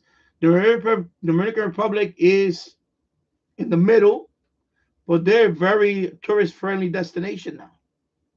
So they're thriving. And then there's us, Puerto Rico, which is Commonwealth of the United States. And we're okay in tourism, but we have the US dollar, and so it's this. So you go from the middle of the road, which is Dominican Republic. They have their own currency, their own government. They do elections and all that. There's a pretty much free country. There are some things that they do that but they're they're independent country. They're sovereign nation. Their own sovereign nation, their own currency and everything. And then you got the extreme, which is Cuba, socialist country based on communism and all that. And everybody there, except for a few higher up people, everybody else there is struggling to live. So you have three right there, three stages. So I can relate to all them two. That we could have been independent country. Maybe we could have been like Dominican Republic, independent country that's doing good, that's doing okay, that's doing good. Because they have their own set of problems too. But they're doing better than Cuba, that's for sure. And then you have Cuba, the extreme, was what not to do. In other words, or Venezuela, which is the same boat as Cuba. So yeah. But personally, for the people, no, I can't say, oh, I want to talk to this person because they're from this government. No, that's dumb. Just like even domestically, same thing with domestically. I talk to a lot of people that don't like, whoever's in office. I doesn't matter to me as long as they they keep their stuff away from me. I don't care, you know. And the same thing with me. I won't talk about that in front of them because I see they get triggered, you know. And when I go, I'll give you an example real quick. One time I was at a auto. We were trying to we went to a shop to change tires, right? My wife's car. We took it to the. We had to change the tires. I think it's called Mavis Tire. I forgot what it's called. Anyway, we're sitting in the waiting room waiting. So this guy sits next to me, and his kid is playing, and I'm like, oh, okay. And he's just playing with his kid, son, and I'm like, he smiles at me. And then we just start talking about other stuff, and I was like, oh, your son is cute, like he's playing. That's it. And my wife at that time, she was, we were about to have a kid. She was already fairly long. I think she was like 6 or 7 months already. So he's like, yeah. Well, he's like, oh, I see you. I say, yeah. I said, yeah, it's gonna be a boy. And he's like, okay. So we're talking. He seems like a nice guy. And then I don't know what happened that he mentioned. Yeah, except I don't know. We were talking about something about I don't know what it was that he had to bring up. Except for that guy in office, that guy. And I'm like, oh boy. And I actually like the guy in office. I guess he doesn't like the guy in office. I'll leave it at that. And I said to myself, why he had to bring that up? Like, you know what I'm saying? Like, we were talking, we were having a nice conversation. I'm gonna say I'm fairly conservative. I'm in the middle. Okay. I'm fairly center right, you want to call it. Center right, whatever. Just really this guy's a lefty. He's just fucking nuts. Sorry, I'm gonna say it. But then that's the thing he brings up. All of a sudden his body language changed. Like we were talking, it was a nice, pleasant conversation. In other words, there was no, I was smiling, he's smiling, and all of a sudden when it was something that off the corner of his eye, I would mention something. He said, yeah, that guy in office. And I was like, oh, Jesus Christ. And I saw his demeanor change. Like the anger really came out of the guy. And I said, okay, yeah. I just said, all right, yeah, have a good day. I left. I got up and left. So you see what I'm saying? That there's some things that you should keep to yourself. Especially when you just meet somebody you're talking to. You know what? You gotta get a feel for them. But when he got triggered, I think it was something on TV. Yeah, I think there was a TV up there, and he saw something. He said, yeah, that guy in office. I was like, oh my God. Like he really went on. I said, okay. So he's whatever syndrome. I'll leave it at that. So I was like, okay, wow. Okay, bro. I said, hey, listen, nice to meet you. Then I went over here and checked up on my wife, and then I said, let me get away from this guy. This guy's and that's what killed it. Having a nice conversation, but the minute he injected his politics involved, and there was no need for that at that moment.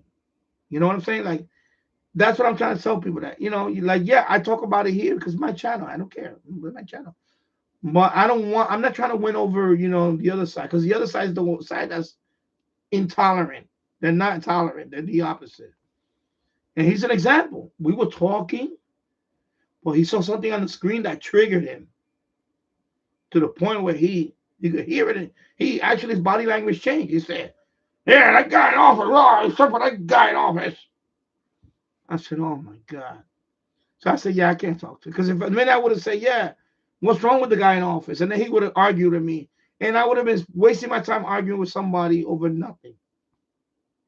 When we were having a good conversation before he brought that up.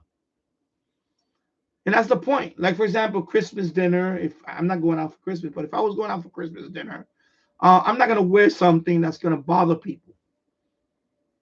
It's just me. I wouldn't do that anyway. Even though now, if I sit there and they keep chiming on, they all start, I'll get up and leave. Because now you just, and that's the problem. Sometimes it's not you, it's the other person or the other side that wants to, throw all this stuff on you.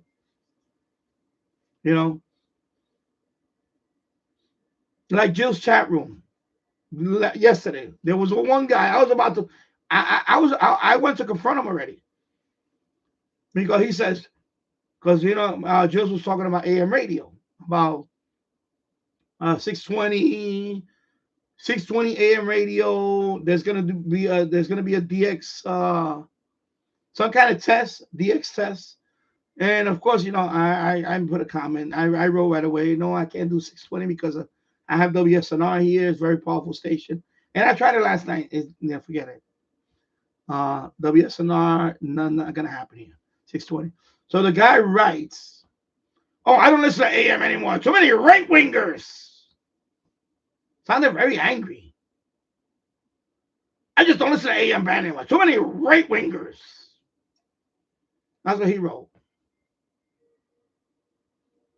So right away, I wrote, not all AM.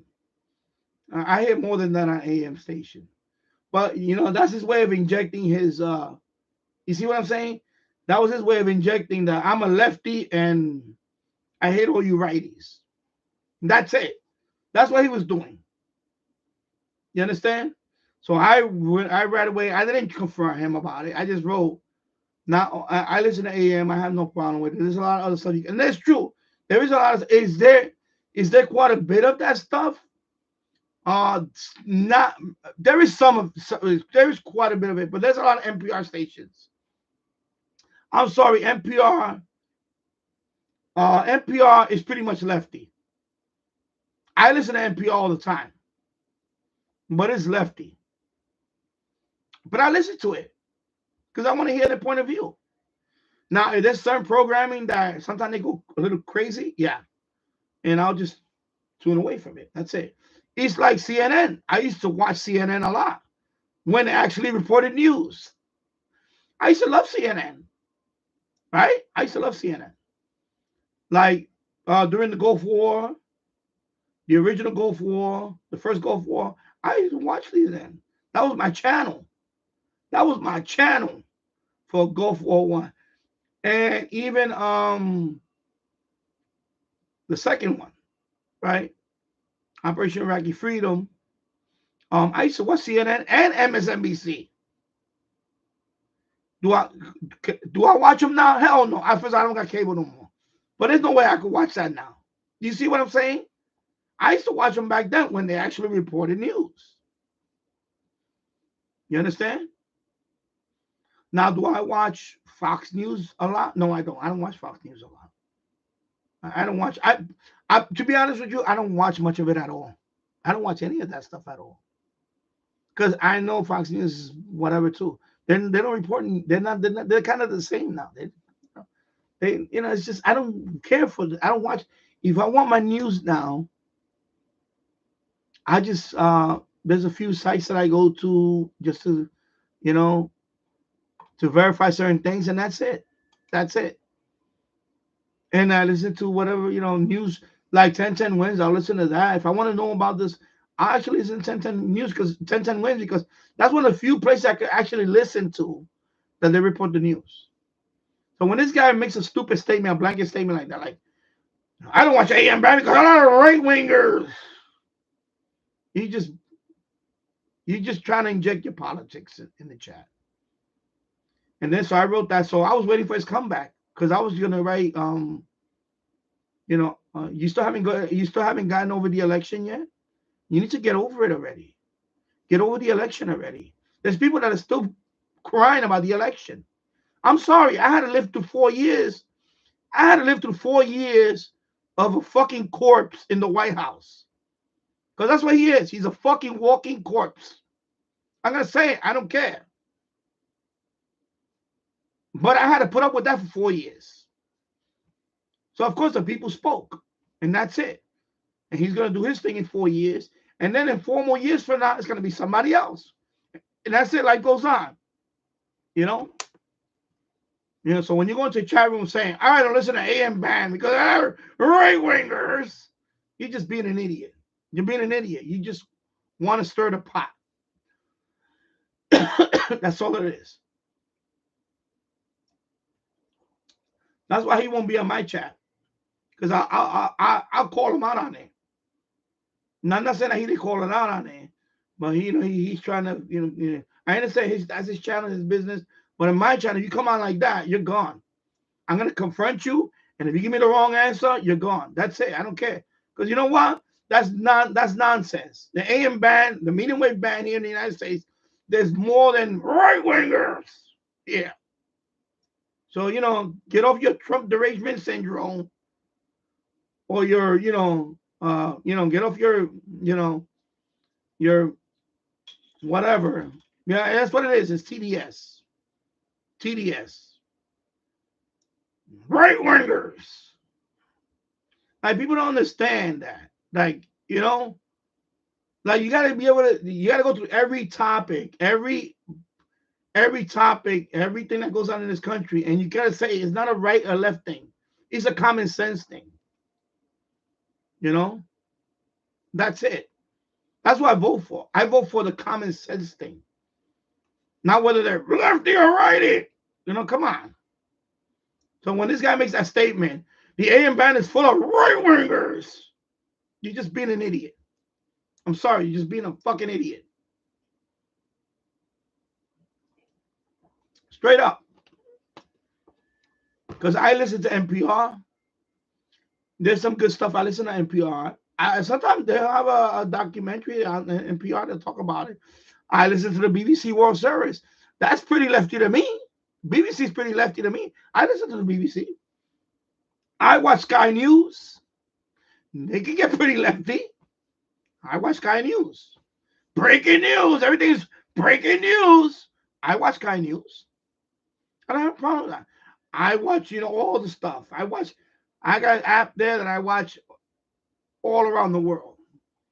I watch what's it? Deutsche Welle, what is it? DW, Germany. I watched that. I was at France 24, whatever it's called. I watched that. CBC, Canadian Broadcasting Company. That's as lefty as you can go. I watched that. Okay? You gotta have an open mind to watch both. Okay, so stop that. So this guy, when he wrote that, AM band, he's stupid. He doesn't understand. The problem is, of course, when you DX stations here in the United States, there are a lot of stations late night, and let me tell you something. Let me clear one argument about that. The reason why there's a lot more, you may think there's a lot more right wingers on radio, because lefties took over the TV media. If you go on TV now, if you watch any TV channel, it's full of lefty shit.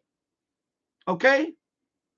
It's straight up. I'm telling you from what I see it. That's my perspective. You may not believe it, but it's my perspective. Okay? It's my perspective. And I can tell you that right now. The reason why there's a lot more, because it seems that way, because on TV, it's all lefty. Even when you watch Disney, didn't they release Snow White? Snow White and the Seven Dwarfs. What did Disney does? DEI shit. Snow White is a fucking Latina. The dwarfs are all, let's not make them dwarf. Let's not call them dwarf. That's the first thing they PC shit. Dwarf. Then they make every dwarf a different demographic. Oh, let's put a black guy here as this dwarf. Let's put the Latino dwarf. Let's put the Asian dwarf, because they're trying to check out every fucking box instead of being true to the fucking storyline. Okay, that's pandering to that shit. Okay, straight up. Straight up. So, of course, the last bastion of us, especially I want to listen to something at least with some common sense, is radio. And some of it right wing. Yeah, some of it might sound right wing to you.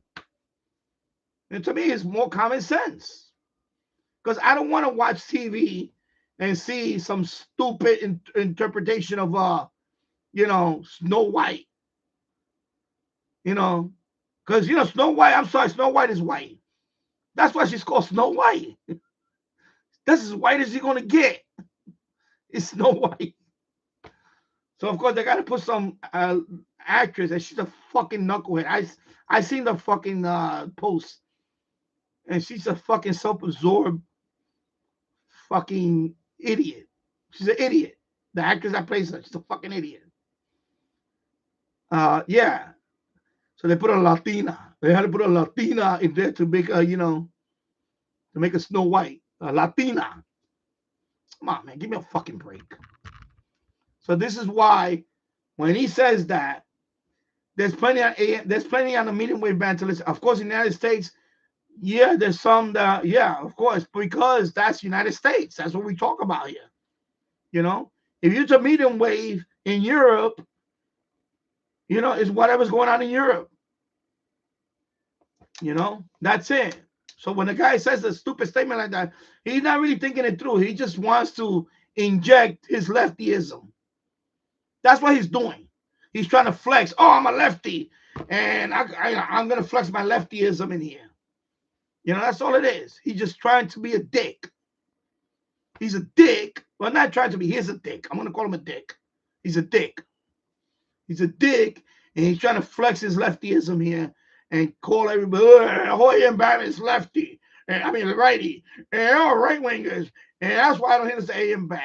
So he's the type of person that wants to ban the AM band completely. That too. But let's just call it for what it is. Come on, get out of here. You got to have an open mind, bro.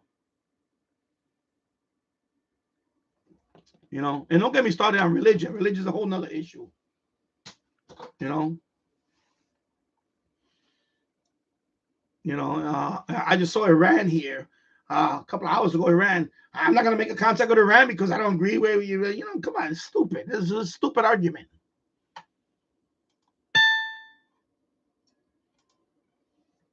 And that's what it stemmed from. It stemmed from that guy that said, I don't talk to Russian people because, they're invaded. It's not the operator's fault. It's not whoever's doing the operate. It's not the population's fault that this country's at war with this country. It's the government, and that's it. That's who you got to disagree with. And that's it. That's who you have a beef with. Not with every operator that wants to make contact with you. And I'm not going to make contact with the operator because he's from this country. It's stupid. This is stupid. So the other guy's the same thing. I didn't want to listen to the AM band because we're the right wingers. And that's the problem. We have too many fucking stupid people in the world that think like this. Like, put your fucking differences aside and think for yourself. You understand? Put your differences aside and think for yourself. And that's the problem with a lot of these fucking people out here. They're so fucking intolerant. They just can't agree to disagree. They cannot agree to disagree. They have to, if you don't agree with them at all, then you're fucking vilified. You're fucking ostracized. Instead of having an open mind about shit. And that's the problem we have here. We have too many people in this world that are just fucking too much one way or the other. A good example was that guy at the tire shop. We were having a nice conversation until he brought up his derangement syndrome. He really sounded like a nice guy. I could see myself, it could have been like, if we would have been like next door neighbors, he could have been my neighbor. Maybe, have a beer together, have some dinner together, whatever. But the minute he said, that guy in office, that's it. That means he hates me. He doesn't know it yet, but I voted for that guy. So right now, he doesn't know yet, but he's going to hate me. You see what I'm saying? So even though we had a conversation, and basically we could have broke bread together, but the fact that I voted for this person, he voted for the other person, I don't like the, then they start trying to find every little thing about you that, you character flaws or whatever. I say like it is here. I say like it is here. And that's what I saw right away yesterday, yesterday when he put that comment on AM Band. People that do that, and I had somebody here that they used to come out here and do that. He's not here no more because, you know, he's not gonna win that argument here. Unlike the other channels, me, I'm gonna point them out and I'm gonna put the flashlight on him. You know, I'm gonna spotlight the flashlight on him and say, yeah, bro, what you said? Well, now we're gonna talk about it. You see what I'm saying? You can't make a statement like that. You're not gonna make a statement like that in my chat. You're not gonna make a statement like that and get out of here scot free. You're not gonna get out of here scot free. I'm gonna point it out to you, like just like I've been doing for the last 30 minutes or so. Why what you said was stupid? Because you can't win this argument. You're not gonna win this argument with you. Because I listen to NPR. Listen, I listen to AM every day. Every day I listen to the AM band. Okay, and you see me here by now. I'm not some crazy. You know, I talk to everybody here. So that I destroy that stereotype here. I destroy that myth that I'm a right winger. Come on, bro. I destroy that myth because believe me, I talk to everybody here. I give everybody a chance here. Even if they want to make an ass out of themselves, I still give them a chance here. And then if they make an ass out of themselves, then either they don't come back or they get banned anyway. But they usually don't come back. A lot of them, I don't even ban them. They just don't come back because they can't win. They're not gonna win. They're not gonna win arguments here because they're unreasonable. You know, when they say stupid statement like, "Oh, the AM band is full of," no, because I listen to NPR, even religion. I actually listen to. I'm not Jewish. There's a show that is with a rabbi. I listen to that once in a while. I listen to that because he talks about life stuff. There's some stuff that he talks about is life stuff. And he's a rabbi. I'm not Jewish. I listen to him. And then there's another show that is the rabbi and a priest. I know Tasso. I forgot the name of it. Tasso probably knows who. And I listen to that one once in a while because A.R. Bernard. He's another guy that I'm not a religious person. I'm not overly religious. I believe there is God. I believe that. I know people say, how are you going to believe something that you don't see? Well, I believe there is a God. I believe there's God. And so I listen to that. I listen to A.R. Bernard. He's a pastor. I listen to him. I'll listen to him once in a while. I listen to the rabbi. What's his name? I keep off the top of my head. Yeah, I just can't pronounce the guy's name right now. I listen to BBC.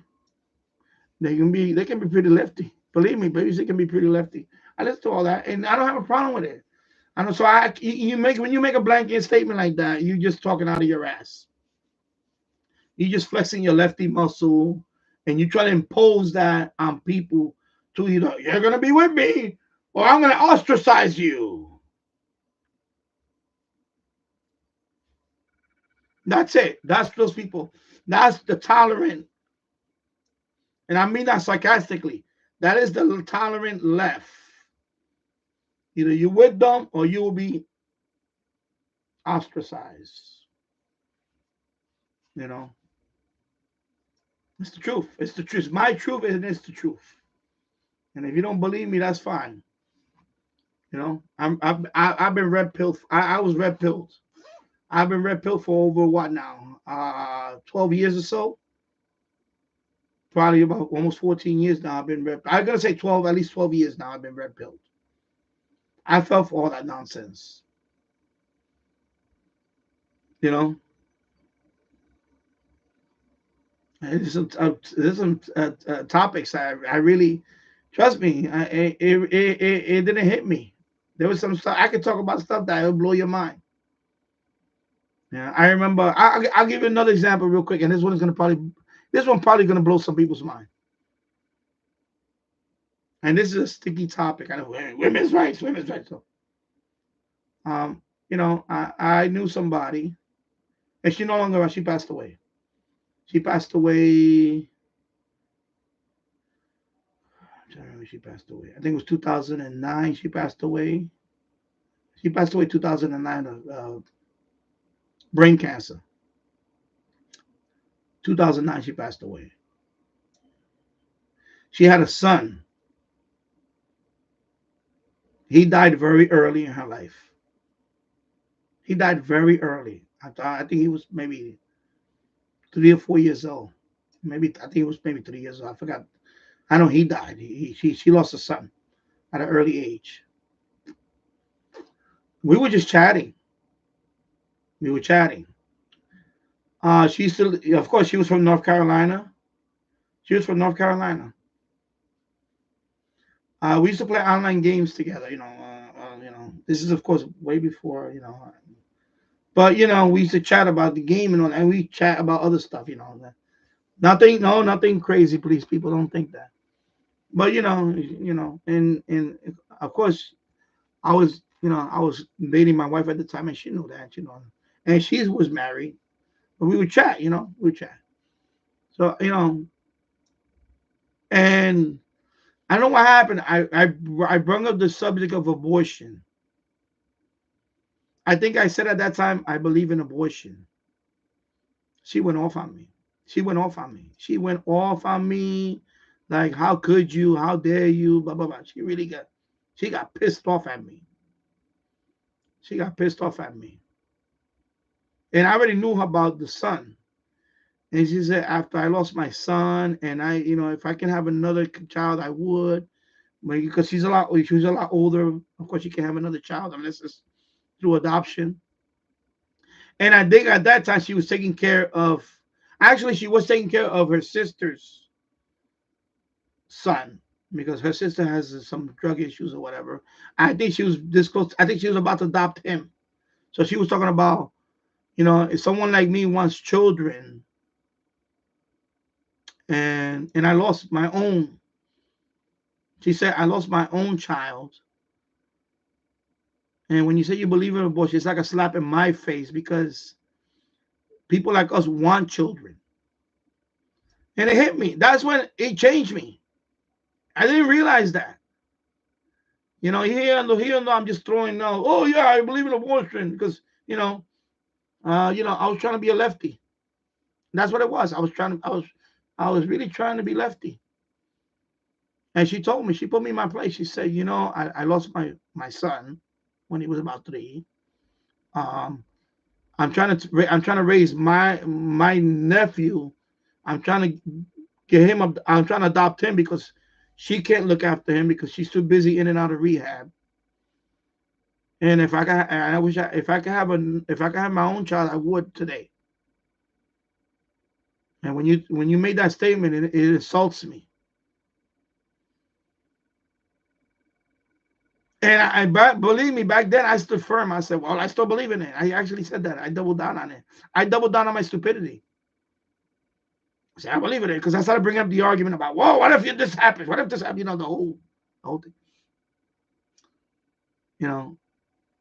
But then, I got thinking about it. I said, you know what? It's a life. It's a life. That's what I thought about. I said, no, you know what? She's right. It's a life. Because I didn't think about it until my son, and my wife, when I went into the, I'll give you another example. It's going to be tied into this one. Actually, my first one, he would have been now, how old he would have been? He would have been 12 now. But we don't know if it was a male or female. 12 years ago, my wife had a miscarriage. She had a miscarriage. We were excited. We were excited about that was going to be our first child. Not Sanjay, before that. It was going to be our first child. And I remember how excited she was. The look on her face, I remember she was so excited. I was excited too, but she was a lot more excited. So when we went to the first sonogram, when we went in there right away, there was something wrong. There was no heartbeat. because usually within about 2 weeks after conception is when you could hear baby's heartbeat. 2 weeks. I think it's more like 16 days. A little after 2 weeks is when you can actually hear the baby's heartbeat. All right, baby's heartbeat. About 2 weeks. So right away they couldn't hear the heartbeat. So my wife is already. I can see her face. She's panicking, and I'm trying to keep her calm. I'm like, oh my god. I'm thinking the worst. That you know, and that's what happened. It wound up being that it was dead. It was dead. That's basically what it is. It was dead. Baby was dead.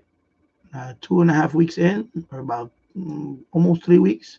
No heartbeat. So the next course of action is they asked her right then and there if they wanted to do the procedure.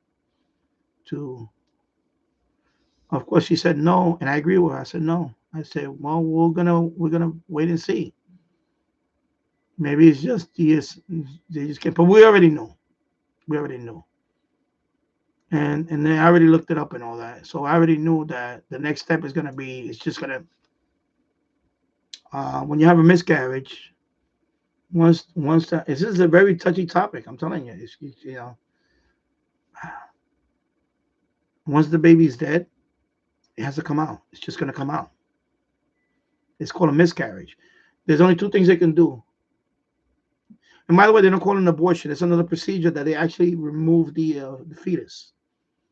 When they don't when the sonogram when you get when the sonogram detects that there's no more heartbeat and they declare the baby dead inside, they give you the option of the procedure. It's not called an abortion. I forgot what it's called. There's another term for it. It's basically the same thing. Is they take out the dead fetus. They take it out. She didn't want that. I don't blame her because it's just fucking. He said, "No, I'm gonna go home and whatever happens, happen." So within like a few days after that, she started really getting the pains and all that, and it was really painful because it is painful. They did give us some. They gave us some medication to kind of induce it, and I think she was taking it if I remember. But so within like a couple of days after that, maybe might have been 3 days if I remember, she was in real bad pain. She was in serious pain. I had to call 911 and rush her to the hospital.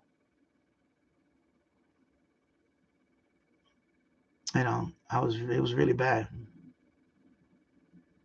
and wow, yeah, I get emotional thinking about it now.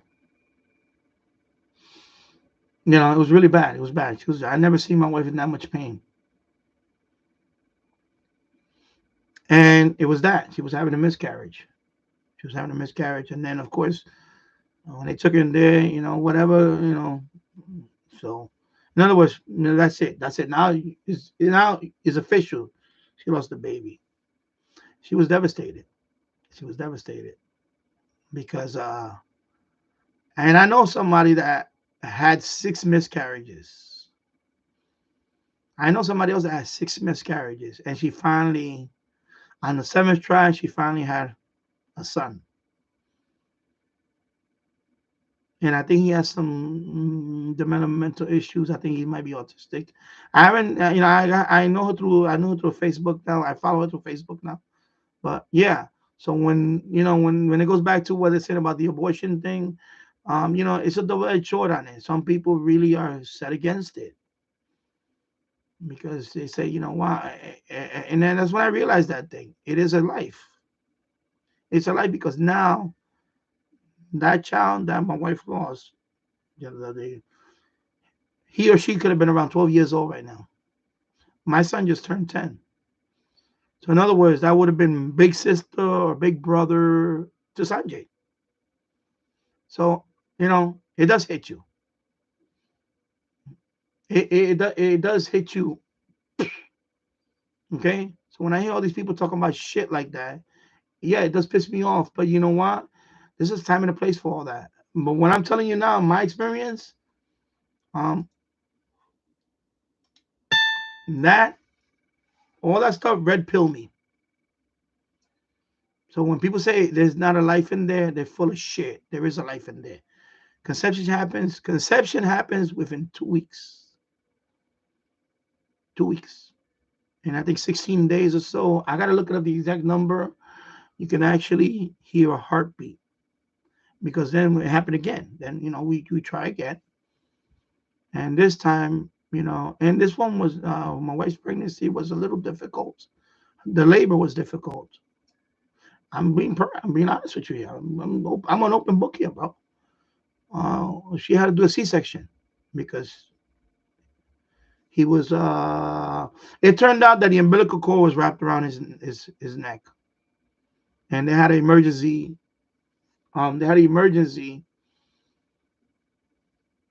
Get my son out because he could have choked himself. So, yeah. So she had a difficult pregnancy with my son. That too. All right. So I'm telling you, I'm an open book here, bro. I don't. There's no white picket fence here and all that bullshit. You don't get that shit here. Okay. And let me tell you something. The first one, every time I look at my son, I go back to because my son wants a brother and sister. He does. And I never talked about that with him. And I don't know if he's watching this right now. I hope he's not watching this, but if he is, I guess we have something to talk about afterwards. But yeah, I could have had, my son could have had an older brother or sister. But, my wife had a miscarriage. And this is why life is fragile. Life is fragile. When these people argue about all this shit, they don't know what the fuck they're talking about, or they just don't care. They're fucking ghoulish people. They just don't fucking care about life. Now, life begins at conception. That's it. I don't care what anybody says. Life does not begin at fucking 8 months. That's a lie. Okay? I don't want to hear that shit about life begins at 6 months. That's a fucking lie. Life begins at conception. 2 weeks, whatever it is. That's it. That's where it starts. The minute you can hear a heartbeat in a sonogram or ultrasound. I got the terminology all wrong. Ultrasound. That's where it starts. Okay? And that's what happened to our first one. There was no heartbeat, and the doctors knew right there. They said, yeah, you know what? You're carrying a dead fetus. We need to get him out, or he's gonna come out. And that's what happened. All right? And I'm just saying it like it is here. And I think about that, and I get emotional thinking about that. Okay? And that's why I keep saying you gotta have an open mind. You gotta have an open mind about this shit, because it'll drive you fucking nuts. If you're so consumed with hate on one side or the other, it will consume you. It will make you insane. You gotta have an open mind. We all don't agree on everything. We don't agree on everything. Nobody does. Who agrees on everything that another person does? Who does that? Nobody does that. We all don't agree on something. That's it. You gotta learn how to coexist. You gotta accept yourself. There's many times there's places I've been to. I go to parties with my wife, and I see around me there's snobby people around me. There's people that have a lot more money than I do. They're making a lot more money than I do. They're not making YouTube videos and all that, but they're making a lot more money than I do. And I could see I get the pressure that some people look down on me. I don't let that bother me. Because then I find out later on that this person has this problem, and I don't celebrate that they're having that problem. I just say, well, here you go. See, we're all human. We all have our circumstances. You know, like I have, I don't want to say they're rich, but I have nephews by marriage. What I mean by that is they're not blood related, but like nephews by marriage and they're going through I'm gonna call them rich people problems. Because I grew up I grew up in the Bronx, so I know what poverty really is. And there's still, and by the way, there's still another level of poverty below that. I haven't been through that poverty, but I've been homeless. I've been homeless. I know what it is to not know what you're going to eat for dinner. I've been there. That I know. I I grew up on that. Now what we're gonna have for dinner, things like that. Uh, you know, Maybe you might have one Christmas present under my tree, if any. you know. So when I see that side of the family, when we go to a reunion, I just want to smack them upside the head.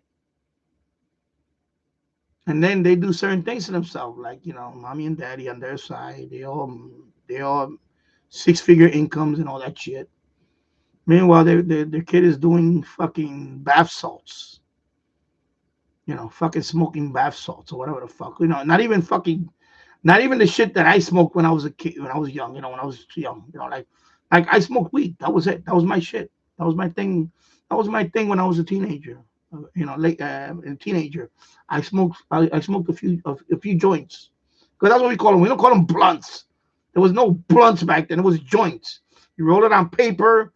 The paper brand was bamboo. You roll it up. You smoke a little joint, and you get a little fucking laughter out of it, and some munchies, and that was it.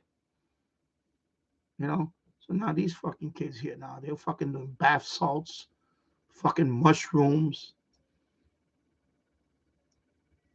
fucking K2, whatever the fuck it's called now. And these people have no worry in the world. They got fucking mommy and daddy paying for their fucking school and all this shit. And I'm gonna call it self-manufactured fucking problems.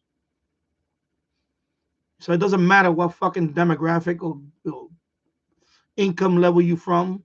Everybody got problems. And I had no sympathy for them.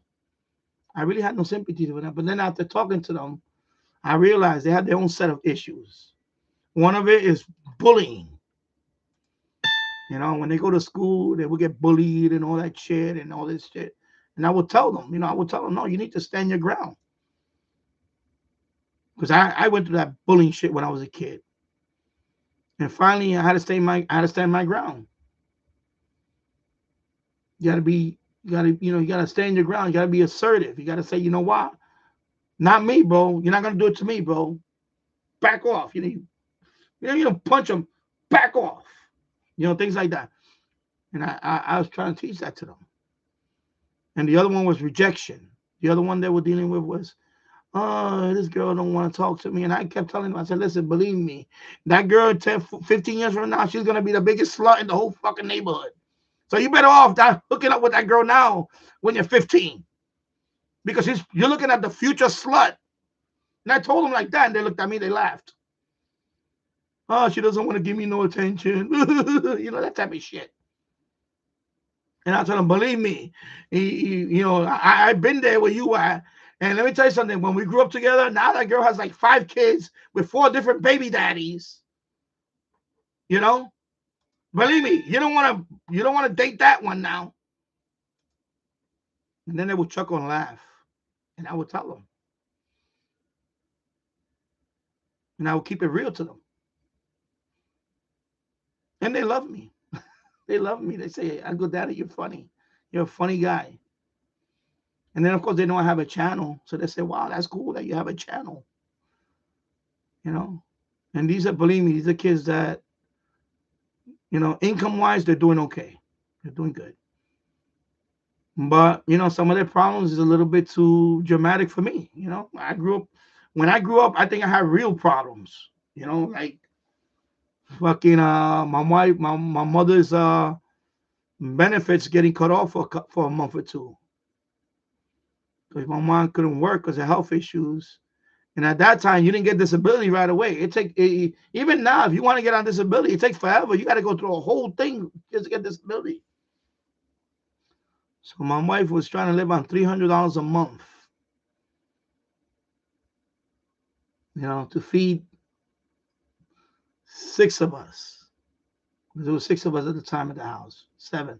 All kids, I was what, 7 years old, 5, 6, 7 years old when we were going through all that shit. It's just, it's a different set of problems. And then when your apartment, everything you own in your apartment goes up to smoke and gets burned, and then you're staying in a shelter with the Red Cross bringing you clothes and all that, because everything you own got burned up, got burned. That's some real fucking problems there. But at least we thank God that we had our health. Nobody got injured. Thank God nobody got hurt during those fires. Nobody died because smoke inhalation usually what kills a lot of people in fires. It's not the burn itself, it's a smoke inhalation. And thank God none of us, we got out on time. So when I used to listen to my nephews talk about, some girl don't like me over here, and I would tell her, well, fuck her, go find somebody else. And I would joke about it. I would tell them, you know what? Why don't you, and I would ask them, do you talk to anybody? He said, yeah, this is one girl. She always talks to me, and I think she's cool, but she's a little too this and that. And then I was like, and then I asked him, is she pretty? He said, yeah, she's not really, but I said, well, maybe you got to start. I told him, maybe you got to start from there. And he looked at me like, what? I said, yeah, well, sometimes you got to make the ugly duckling into a swan. And I know that sounds very, stereotypical, whatever you want to call it. But I told him that because, I'm trying to get a reaction out of him. So right now, he's very depressed. He was very depressed. He was like, he basically said that nobody's going to like. And I'm looking at this boy. He's probably 13 years old at the time. And I'm looking at him and I'm like, he's a nice looking boy. He just happens to be, he's an Indian boy, Hindu. And he's a nice looking boy. He just came, because remember, they live in an area. And that's something, they live in an area where it's predominantly white. They live in a nice area in New Jersey, very predominantly white. It's a nice area. Very nice area, high tax area, everything. Very, very suburban, beautiful area. But of course, since they're Indian, I said, listen, no, well, right now, I said, listen. Of course, now you look at them now, right? Because last time I saw them was a few months back. I had a reunion with them. They're all grown up now. They're on the 21, 22 years old now. Of course, one of them is walking around with his beautiful fiance, very beautiful woman. She happens to be white. And I look at him now and I smile and I said, see, the grass is always greener on the other side, bro. At that time, he was very depressed. He was very depressed at that time. But now when I see him, he's smiling and he's a very good looking man. Now, they grew up to be very good looking men. Yeah. And he has long hair and everything. And he's, his fiance is right next to him, and I'm like, and she's wearing his, the attire, the traditional sari, the Indian. She looks very beautiful. I'm like, wow. I say, wow. And I didn't tell him that, but I looked at him like, hey, you're doing good. You're doing good for yourself, bro. And that's what it's all about, And when I told him back then, I joked about it. I said, that girl that doesn't like you right now, that she rejected you, go look at her now. She's probably got 5 kids with 4 different daddies. So you know what? You dodged the bullet. Now you with somebody that respects you, that appreciates you, that loves you. You see what I'm saying? And that's what I do. I try to talk to, I try to I try to have an open mind about all that. And at that time, I kind of joked about his. I said, you got white. And I told him that. I said, you got white people problems, right? And he told me like, what? And I told him the way I grew up, and he said, oh wow. I said, yeah, that's right, bro. I said, so what you're doing right now? You're going through what I went through in teenhood. Not everybody's gonna like you. That's the story. And I always stress that to him, and I say it in this channel all the time. Not everybody's gonna like you. Not everybody's gonna like you. That's fine. Everybody's not supposed to like you. If everybody liked you here, It just, if everybody liked each other so much, it would be a boring world. There has to be a little bit of conflict in terms of, you don't like me, I don't like you, that's fine. And then, now everybody likes my channel. That's fine. I accept that now. You know, I accept that. I'm not going to change who I am so everybody can like me. No, I'm who I am. That's it. And that's what I try to teach him. And I think now he finally learned his lesson. So he's doing well for himself. He has a nice looking woman. I said, wow, everybody looked at him and said, wow, you're doing good, my friend. And I remember, and he was shy. He was a very shy boy and everything. Now he's very, he's still, with me, he tells me, he said, Danny, you're a good uncle. I said, yeah, I know. I'm probably the best uncle you have in terms of, telling you the truth. And I'm not in his culture. Remember, he's a Hindu, Indian. I'm Puerto Rican. So he calls me, he says, you're my good uncle. I said, yeah, I know. I'm a good uncle. I'm the uncle that reminds you about certain things. I'm the uncle that has to come whip you into shape. I has to lecture him about hardship and things like that. So there you go. So see, I know that went off on a tangent. I went off on a tangent on all this, but we all don't agree on everything. We're not supposed to agree on everything. We're not supposed to. It's okay to disagree on things, things you're gonna agree on. Doesn't mean that you can't be friends. Doesn't mean that you can, share family dinner. It doesn't mean that relatives. There's relatives that I have that they're wacko. So I keep my distance with them, but I still, they're still my family. And the only thing I ask is if you come here, you behave.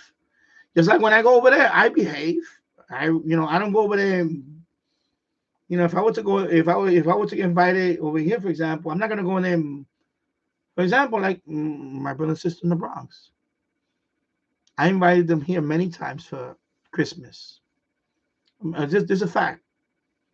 Christmas and Thanksgiving and Christmas, I invited them here every year for the last few years. I don't invite them anymore because I'm done. I'm tired of them now.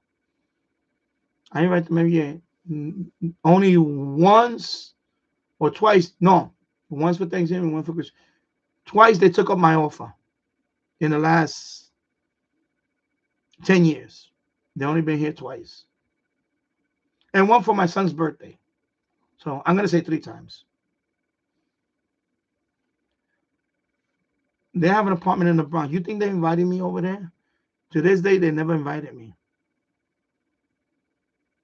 Maybe, especially when they got their new apartment. Because I told them, I told that with my sister over the phone. I said, when you get your apartment, we'll do a housewarming party. They never invited me. Look, 0. I extended the olive branch to them so many times. In terms of our mom passed away. Stop being a dick. Stop doing this. For mom's sake, if she's looking up in heaven, I want my son to see his uncle and his aunt in the Bronx. This is dumb. All right. So that's why I don't feel bad anymore for them. I used to feel bad. I don't feel bad for them anymore. Because I did everything in my power to reunify the family, especially after my mother's death. So I already made my peace with God about that and peace with my mother. My mother looking down on me, she said, Danny, you did the best you can to unify. All right. So I'm telling you, sometimes you just gotta let it go. And that's it. So this Christmas, I'm gonna be home. Me, my wife, and my son and my brother upstairs. He's gonna have dinner with us here, but then he's gonna go over there. He's gonna go over there because they invited him. And they don't invite me because I know why they don't invite me. Number one thing is jealousy. They're jealous. They're just jealous because we have this house. They're jealous because I'm doing. They're jealous because I don't need them. I don't need them. and they're jealous, and they just ungrateful. And I let them know that they, especially my sister, she's really ungrateful for what I've done for her. She knows what I've done for her. You know, she's really ungrateful. So there you go. Exactly. There's only so much you can do. And thank you, good advice. Yeah, thank you. And that's the truth. That's just my and yeah, I know you're a young bug, Tasso, but just remember that. Be true to yourself. Number one thing is be true to yourself. And you don't have to agree with everything people do. I don't agree with it, and people don't have to agree with everything I do. But if we can have a happy medium and coexist, that's fine. But if you're gonna impose whatever you're gonna impose on me and say do it my way or the highway, guess what? You're gonna hit the highway. And that's my point. And that's what happened. That's what happened with them. You know, either do it their way or you're in the highway. And I'll take the highway with them. I won't be there. You know, I won't. Yeah. So I'm gonna wrap it up now. It's 1:38 in the afternoon. I'm gonna enjoy the rest of the day. I'm gonna do some cleanup here. I haven't eaten anything so I've been on since this morning. I'm approaching 4 hours now. So anyway, thank you for watching. I've done live stream every day for the past 3 days. So it was good to see Kevin O'Reilly in here. Mary the Xer. I know he's watching the soccer game. And Tasso, thank you also for being here. Glenn Dansler, thank you for being here. I don't want to leave anybody out here. Let me see who else was in here today. James Farley, thank you, James Farley. And you guys, thank you for thank you for the super chat. Also, thank you for that. Also, I gotta do some cleaning here today because tomorrow is Monday, the day before Christmas Eve. So I gotta start getting ready for Christmas Eve. So thank you everybody for being here, and I'll see you on the next one. Take care, everybody. No, there's gonna be a New Year's. I'm definitely gonna do New Year's Eve. I'm thinking about doing a 12-hour for that one. So I'm thinking about starting at 12 noon and then go all the way till midnight. Yeah, I'm thinking about it, but I have to plan it out. Yeah. Either 12-hour or 6-hour. All right, take care, Tasso. Take care, everybody. Have a great week. Take care. Bye-bye.